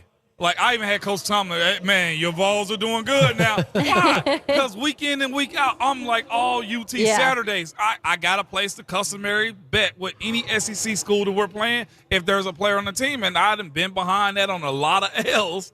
And, they know I'm going to rep my Vols. Cam Sutton does the exact same thing now in Pittsburgh, and all guys do. I'm going to rep them. But I was looking at I'm from a very small town in West Tennessee. Oh, yeah. Got it. Ripley High School had to be brought up because there's some kid there that probably is looking at me and be like, man, he's from my hometown. It was more or less to give hope to somebody from my little small region of Tennessee. So did you always say Ripley High School? No. Did you ever? Because I think that rule changed later. No, you can do it. So it was always the case, your whole career? I did it first 6 years. That's what I'm saying. Yeah. And then my last 3 years, I said UT. Okay. And was yours like serious, like Ramon Foster, Ripley High School? Well, Or was it let like me tell you. Ramon Foster, Ripley? You know, Dan like, Smith, BYU. You know what's crazy? When they sit you down in those production meetings to do it, they get you in and out so fast. You're like, okay, sit here and do what? Say what? Huh? I say my name and then my school, Ramon Foster, Tennessee, and that's just it. And they don't give you time to really play up unless, like, when I went back the second time, Ramon Foster, Ripley High School, and I said it with a smile. Yeah. You know what I'm saying? So, We would do in our fraternity in college, we would do flag football games, and we would have a pledge class inter-squad flag football game at, like, the end of their, like, pledgeship. And we would live stream it on Instagram and take a camera. We would have them turn around and say their elementary school into the camera. At That's the very great. beginning of the flag football game. Like, turn around and be like, Will Bowling, Edmondson Elementary. And just keep going like one by one, which go Explorers. We love the Edmondson Explorers in this household. I will not sing you the fight song right now. I'll spare you. That's But great. I wasn't trying to transfer shame because it's such a part of the game. Sure, But right. when it comes to claiming what you went to or you doing your farewells on college, I'm glad man, I asked. 'cause I'm I was not wondering. into that. Yeah. Yeah, I ain't into that. And I think Kayla's right in saying that the VFL motto and phrase is unique to Tennessee. It is. Yeah. I mean that was the lasting impact that Derek Dooley made on that program that was positive was creating the VFL brand and what that was and the program it meant to get alumni involved once again and kind of bring them back. It's been huge since then. It's been though. 10 years. Yeah, I I mean, it was a decade ago that VFL started. I know it wasn't there when I was there. I know. Yeah. He left that impression in the orange pants. In the orange britches, baby. That's right. That's You got to right. give credit where credit's due. At least it's not Clausen. Derek Dooley's a good Yeah. guy. It's interesting the way his legacy or lack thereof at Tennessee. But with Butch Jones, there's always going to be anger and vitriol Yeah. because you feel like Butch Jones should have known better. I think Yeah. so. And Lane Kiffin, there's anger and golf balls and all those things because he left you high and Mustard dry. bottles. Because like you got Derek Dooley because of when Lane Kiffin left you. Yeah. So it's almost like What so could the many man fans do? like we give Derek Dooley a mulligan because not a mulligan but a pass of like you're a good guy. I get that. You were put in a difficult situation. You didn't really help us, but he got it.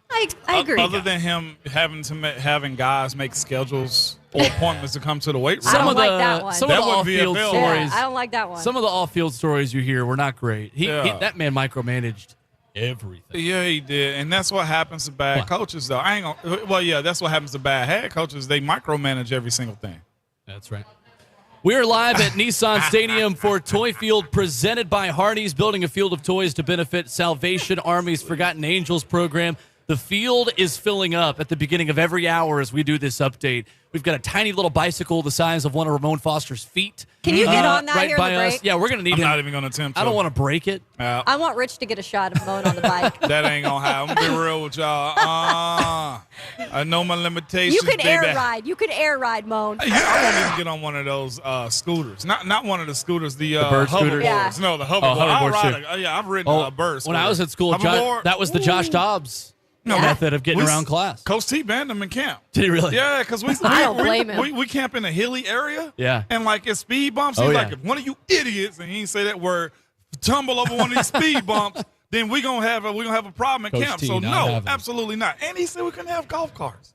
Well, no, not I think golf our carts, coach in scooters. Tennessee told us we couldn't ride them either. Oh, straight up. Yeah. Former said we couldn't have scooters on campus because it's so hilly.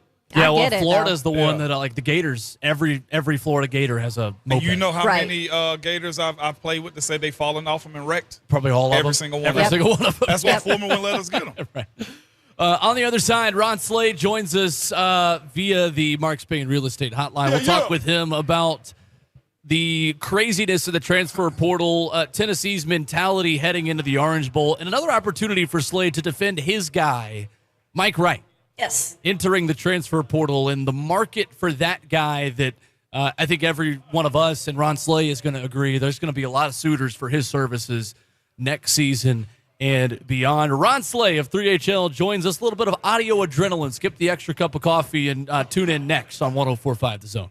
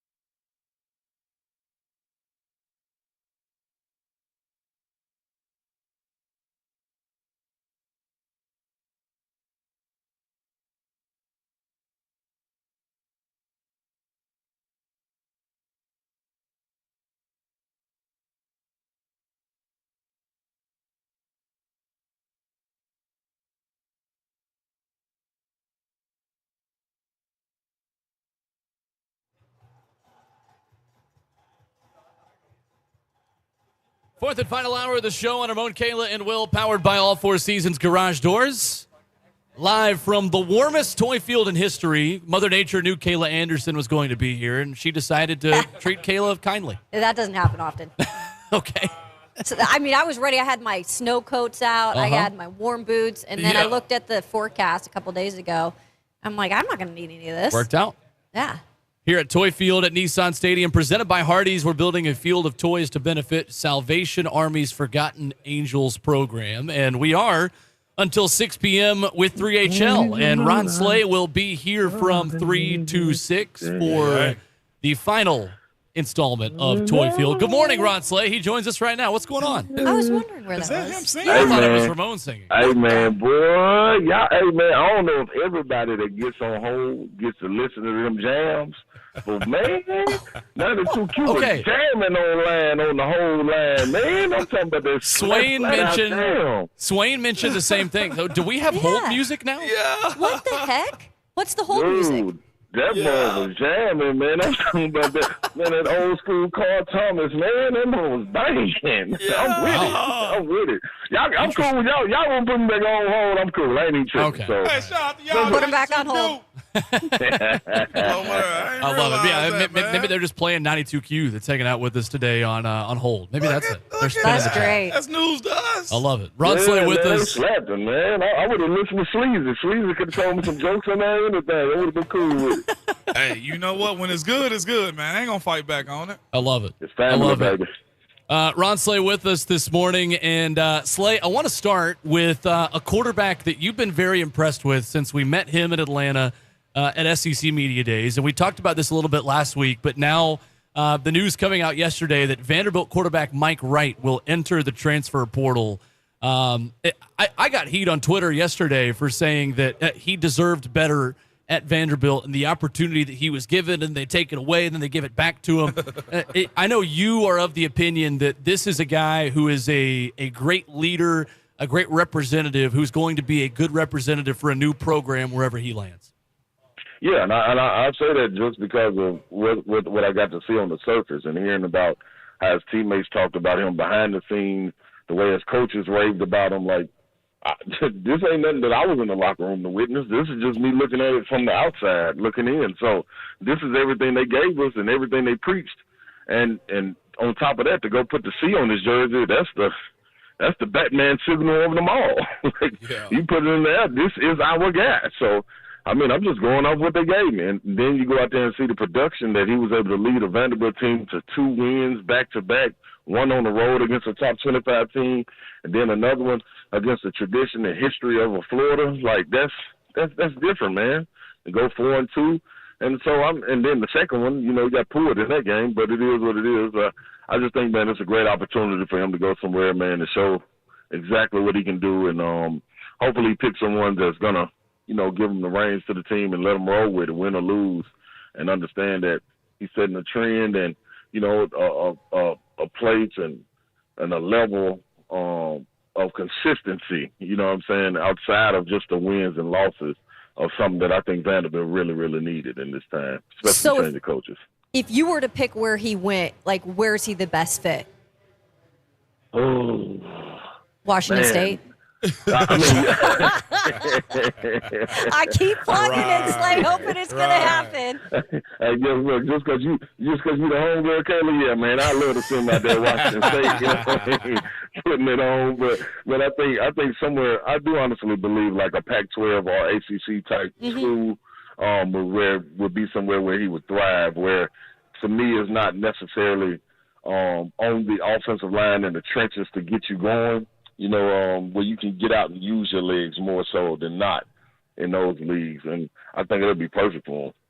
And if you were in these situations, not just a Mike Wright, but any kid in this situation that has the opportunity to get into the portal and also be picked up and selected, what would you use this second recruitment for? Would it be experiences? Would it be to, man, let me go to the West Coast and see what that looked like? Would it be, hey, if I'm in a Big 12, let me go to the SEC? What would be your mindset if you could just go there for a second?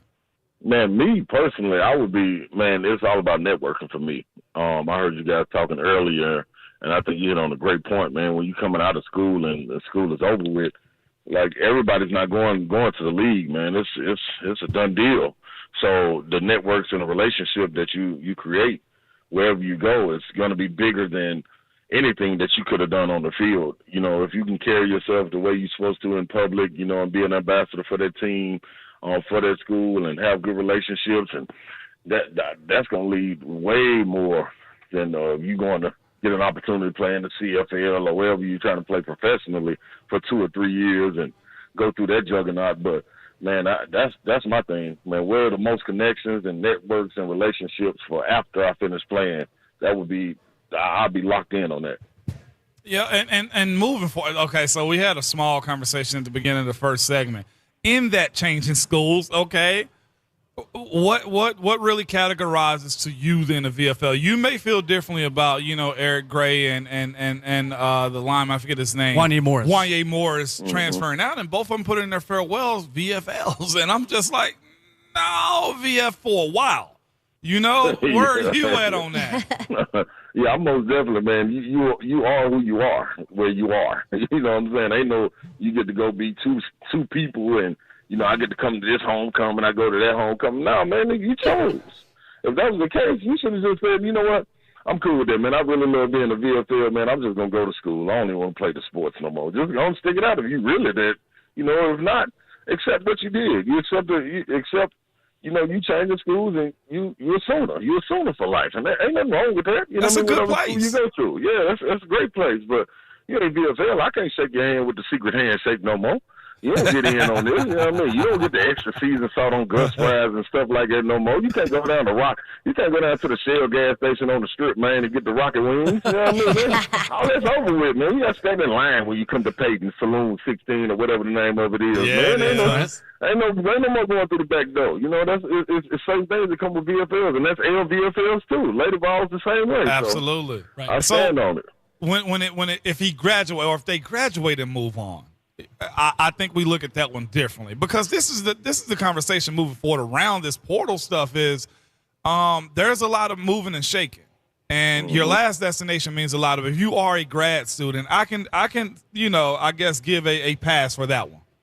Yeah, I think that's a little bit different. I mean, you gave all of your eligibility the 4 years that you were able to, and then you had an opportunity to move on. That grad is an extra year before we got these COVID years and things of that nature, for you to further your education, or like what I just talked about with the networking and the resources that you're going to be able to run into. If I got an opportunity to play 4 years at the University of Tennessee, and then I got a chance to go out to Stanford and rub elbows with them, or my school in out there on the Bay, you know what I mean, and get in the tech world, like I'm gonna take full advantage of it. Go to a Northwestern or whatever, you know what I'm saying? So yeah. that's totally different right there, because you did give your all, you know, and if you gave your all, that's cool. But giving your all don't consist of 2 years unless you took off and went to the league or something. Well, speaking of a guy that gave it his all this year, no doubt, quarterback Hendon Hooker. I mean, when you heard that he was not one of the finalists going to New York, what were your thoughts, and why did he get snubbed? Man, I was speechless. We was on our show, and the list came out in our last segment, and once they told me the names, like, I was actually speechless. I had no words, because you're now telling me, and then when you see, and the reason Stetson Bennett, I think, is getting a lot of the backlash is more so because I think that are you saying it's an MVP team award? Are you saying the leader of the best team should get it? Like, I don't understand that. That doesn't necessarily mean the best player on the best team, I guess, because I think a lot of people would agree. You're not the best player on that best team. I mean, you look at it, you would say a guy like Jalen Carter or somebody, or Ringo, or somebody on the defense or some of that nature. But that's not what you go with. So I think it's unfair, man. When you get a person like me, I've been through that injury, and it seems like you get forgotten about so quickly. And you then, in his case, don't have another chance to come back and redeem yourself, like coming back for a senior year. Like, that's heartbreaking, man, knowing that you did put all your all in it. And us as humans, man, we want to be, you want to be patted on the back. Now, I ain't saying he can go up there and win or nothing, but you can't tell me, man, I'm not one of the 4 best in the country. You know what I mean? My numbers said, my record says it, the leadership says it. If you take me off the team, we would be all right. Yes, that's different, man. I don't understand it, man. I more so for him, and I know he's a person that stands in faith, man, and is a guy with a good head on his shoulders.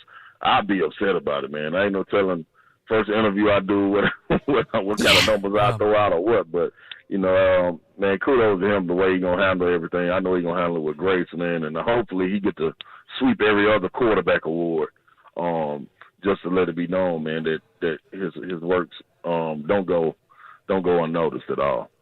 And it's incredible winning the SEC Offensive Player of the Year, Slay, and not being voted a Heisman finalist. It is hard to reconcile both of those things. And I saw yesterday, Slay, the best way I saw it described is imagine Stetson Bennett and what he would have done with this Tennessee team, and then imagine how good Hendon Hooker would have been on Georgia's team with Amarius Mims and the five-star linemen that you have and the 3 action figure tight ends that you have on that team. I mean, I think you hit the nail right on the head, Slay, that when you're not even the most valuable player on your team, which isn't a knock to Stetson Bennett, it's a credit to Jalen Carter and Brock Bowers and some of those other guys they have. It's hard to be considered the most valuable player in college football. Right. Yeah, without question. I think it's tough, and I forgot all about Brock. Yeah, that move him down the list even more. It's amazing, man. Like, and I think you said it, Will. Like, you look at it and you look at what Will Anderson went through last year, and what you do is you start to make it think that the Heisman is a joke. You know what I'm saying? And so I can guarantee sooner or later you're gonna have people opting out of going to New York. And then what they're gonna do. So that's ugly, man. By the way, I heard, if I'm not mistaken, that Hendon was 1 vote away. Oh, gosh. Here we go. There he goes. That's even worse. No, and I say that because there was a guy on your show that goes by Mayor that didn't cast his vote yesterday. So I'm putting it on him. I heard he was 1 vote away, Savage. You care to take up for him? I got to take up for him, man, because he did get his vote in. Like okay, there you go. He called the people who got off air. He got off air. Me and Babs ran the show, and he got them on the phone and talked to the people, and they told him, just send the email in. We're having this problem with everybody, so he was able to get it in. Ramon bringing us fake news Ramon this is morning. the fake news media out here just slandering the name of the mayor, Brent Doherty. You know what? I went viral, so what? I went viral. Wow. So what? That is a demerit. That is a demerit and a half for Ramon Foster. My bad, man. I needed somebody to blame, and he was the closest one to me. Two of them. Slay, I know a lot of Tennessee fans right now, as they get ready for an exciting trip to take their talents to South Beach, are getting excited and getting acquainted with the Tennessee basketball team that has had a terrific last couple of weeks. And for those that have not really been able to totally dive in and that are just starting to watch this team, Slay, what I keep hearing from people is, yeah, this Julian Phillips guy is pretty legit, right? And so many people that have just watched them for the first time, maybe when they beat Kansas and Atlantis, and are really starting to get to know this team. Tennessee has got a guy, a freshman in Julian Phillips, that is a kind of talent that we have not often had at Knoxville. Yeah, he's serious, man. And I think it's, with Josiah being out, man, him getting the opportunity to go out there and play earlier, with a longer leash, I think a lot of times in the mistakes he would have made early in the season, he would have been pulled. Josiah would have been back in the game. Yep. But with Josiah, getting back healthy and taking his time to get back, you have the privilege of being able to stay out there and, play through mistakes. And, his talent, man, is different. I think throughout the entire SEC, it's going to be fun to watch all these guys. Brandon Miller at Alabama, G.G. Jackson at South Carolina, even though they're terrible, he is tough, man. You know what I'm saying? So you got a lot of guys. You see Casey Wallace from Kentucky. He's starting to get going. Man, it's up and down the standards, man. It's a lot of teams with some really, really good freshmen that are going to go out there. But Julian Phillips is right there at the top, dog. He's electrifying on both ends. His jumpers come together. He's able to get into a role where it doesn't mean he has to score for him to be successful and have an impact on the game. And I think that's what Tennessee embodies. I think that's why everybody gravitates to the team. They love their blue-collar work. But then you start to get a little showtime involved in it, too. You're like, oh, man, I could really pull for this team. So, I think it all comes down to, March for them and see if they can get over the hump in March. But I will say right now, it looks like it's all coming together, and this is without, they damn near won by 50 without Santi and Josiah playing limited minutes. So it's going to look good going into conference play. Absolutely are. Ron Slay of 3HL with us every Tuesday here on Ramon, Kayla, and Will. And Slay, I know you'll be here today for Toy Field at Nissan Stadium. What do you got for the people today? What you got, Slay? Yep. I'm going to go run and steal Lil Ron's toy chest up there, man. We're going to give it some man. You know what I mean? I don't know if they said they got to be already wrapped or what, man. But Jesus said if it's in the wrapper, bring it back. So I'm going to bring it back. You know what I mean? Unwrap. Unwrap. Hey, man, y'all let me go early, man. What's up, man? Why y'all get me off the line all early? Hey, you said you wanted to listen to the music, so I figured we would just do you a favor, let you jam out a little bit. Oh, what you got for us then? What you? Don't be listening to what I'm telling you, man. Yeah, you feel me? First of all, I didn't even get to hit on Nathaniel, how he showed up in the fourth quarter for everybody. They thought it was going to be a Nathaniel race. He used the most valuable Nathaniel of them all. You know what I mean? He held it down. Second thing, transfer portal. We ain't get to hit on the transfer portal. I see what it is. Ain't no love for me no more. That's real. I don't come in, you know what I mean? I ain't got no breakfast in months, you know what I mean? It's cool, though. You know, I ain't even here to trip. That's crazy. There's a sandwich out here waiting for you, man. I'm talking about now. See, this is the thing. He over here trying to minimize how big of a spread they're gonna have in the evening. See, matter of fact, I called him out when we didn't get it. Shout out to our sales and marketing team. They got us dunking. They got us breakfast here this morning, man. Y'all are amazing. Okay, I appreciate that. Y'all double back and gave us what we were asking for. Okay, but there'll probably be 15 food trucks out here this evening. They'll probably have a Kool-Aid maker. That's right. There's Taco Tuesday today. You probably gonna have a margarita maker out here today. Oh, I'm out. I'm out here then. So I'm with it. Ain't got no food trucks. We ain't get to talk about Prime, Coach Prime going up to Colorado. Man, y'all really don't fool with me like y'all. I think y'all. Slay, you want to stick around this one? Yeah. Because I want to ask him about I'm Prime. gonna stick my head. I got an aquarium sitting right here. I'm gonna stick my head in the aquarium. Don't get away from us now. I want to ask him about Prime. If we have to wait till after the break, then I'll wait. Man, they go past the break all the time. Slay, ask him. Go ahead. Slay, you enjoy. No, we're going to break. Slay, you enjoy the music. He's doing the rap finger. We'll enjoy the music. No. I just keep on letting him wrap his finger up in the air. I'll tell you what, I just got this job and I would like to keep it. So after the break, Ron Slay will give us his thoughts on Coach Prime and the big names that he's got joining him up in Colorado. We'll close out the show next here live from Toy Field, presented by Hardee's today at Nissan Stadium. Ramon, Kayla, and Will, 104.5 The Zone.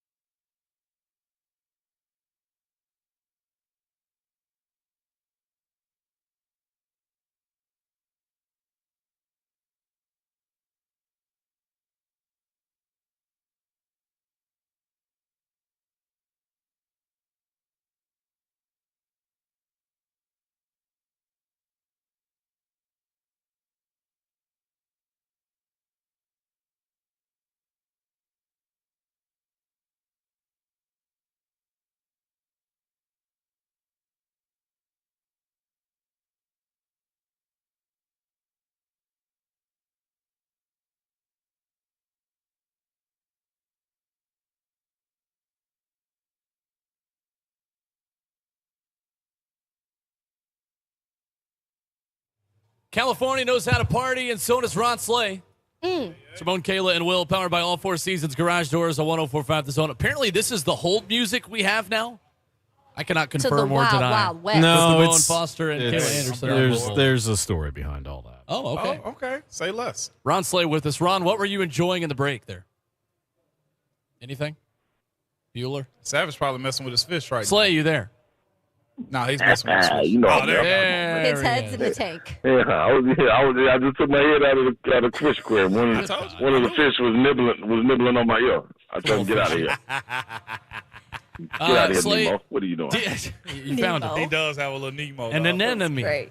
So Slay, Deion Sanders goes to Colorado, reportedly trying to hire former Vikings head coach Mike Zimmer to be his defensive coordinator. He gets a head coach from the MAC to come be his offensive coordinator. What do you make of what he has already done and the speech that he gave to his players at Colorado, basically saying, yeah, I'm bringing guys with me here? Hey, man, let's weed it out, baby. Let's weed it out. We ain't come here to play. I just seen their record was 1-11, so they brought me here. They brought me here to apparently get something done. If y'all here 1-11, I don't know if it's the coaching staff or the players, but one thing for sure, I'm gonna be on the hot seat, and I can't afford to be on the hot seat. You know what I mean? I'm Coach Prime. I got a history and a legacy to live up to, so I'm bringing everybody with me that I think I need, and everybody that I know I need, and everybody else that I think I can go get. I'm going to go get, and that's what it is, man. Prime going to better win. You know what I'm saying? Like, they're looking at him halfway crazy and can't wait to talk about him if he get up there and lose and go 1-11 again. Prime got to at least go get 6 wins this year. I don't know how he's going to do it, but he got to go do it because that's who he is. You know what I'm saying? But that's the thing. Realistically, if you're going to go to a conference that still gets some attention, but the limelight's not always bright on you throughout the entire season, I feel like the Pac-12 is maybe the place to go. Colorado, like you mentioned, the record this past year, but they have facilities. They're paying Prime a lot of money, and he's already bringing in some of his guys. He made that very clear in the introductory meeting. Realistically, what can he get done in year one? Man, I honestly, I think you come in and you do a culture reset. You know, you got to get these guys used to winning, and you know the fans they're filling the void on the rest of it as far as, you know, getting that support and everything. But you got to get people in the building that are used to winning. That's why he's bringing the guys with him that he recruited. They understand already. And what better way to get your message through to another player than through a player? So if I can come in and I got guys that's already understanding what our program is, they can establish that when they're in the cafeteria eating and somebody joking around and talking about they're gonna be late. Oh man, Coach Prime don't play that, man. Y'all better come on. You know what I'm saying? So, you know, you got guys that can feed that form where he don't have to do all of that heavy lifting. You know, that's why it's important to go get a staff, and you got to go get a great staff around you, and that's what he's going to do. You can see by the people that he's targeting already. So I think that's big time. And for the people that's right there that was listening, man, if you want to get in the transfer portal, I think it's a great opportunity for you. And if not, accept the challenge. You know, looking at that transfer portal, man, you think about it. Look at Travis Stevens, man. Travis Stevens is never Travis Stevens if he decides to get into the transfer portal. That man was behind Sean Bryson, Jamal Lewis, behind T. Hen, and had to wait 4 years. And he went out with a single season rushing record. Yeah. You know what I'm saying? And waited on his time. Just behind guys. That's what it is, man. You pay your dues. That's the era I'm from. You can't just rub me off. So, Savage, the biggest conversation around Deion was this, man. He brought a whole lot of light to HBCUs and what it meant to the SWAC, right? Did he, in your opinion, leave them high and dry? Because that's been a bunch of the pushback and negativity around what Deion has done for the SWAC and Jackson State. No, I don't think so at all. I don't think he left them high and dry at all. I think he left it better than what he found it, and left it in a situation where you go out and do your job as a university and go get another guy that can fill the seats and have that same mindset and get those players to play and believe in what he's doing, and you already got groundwork laid. So you can walk right in there and get it done, which you couldn't before. You know what I'm saying? That's my biggest pushback on what's going on at TSU. You take that spotlight off of what Eddie George has brought to that spotlight, regardless of winning and knowing that it's going to take a minute. You take Eddie George away from that, and then what spotlight you got? So, I mean, you can't have your cake and eat it, too. Either you buy in or you don't. And Deion set the standard. Now they do have a standard. And you can walk in, and it ain't just about the band no more. You know what I'm saying? So now you walk in there, and you go out there and shoot. Carry it on. Can you not carry it on? What if Deion passed away? Then what would they do? Oh, man, let's just go back to depths. Let's just get ready for the classic and have the bands go out there. No, man. What kind of program you got? Show me something. Right.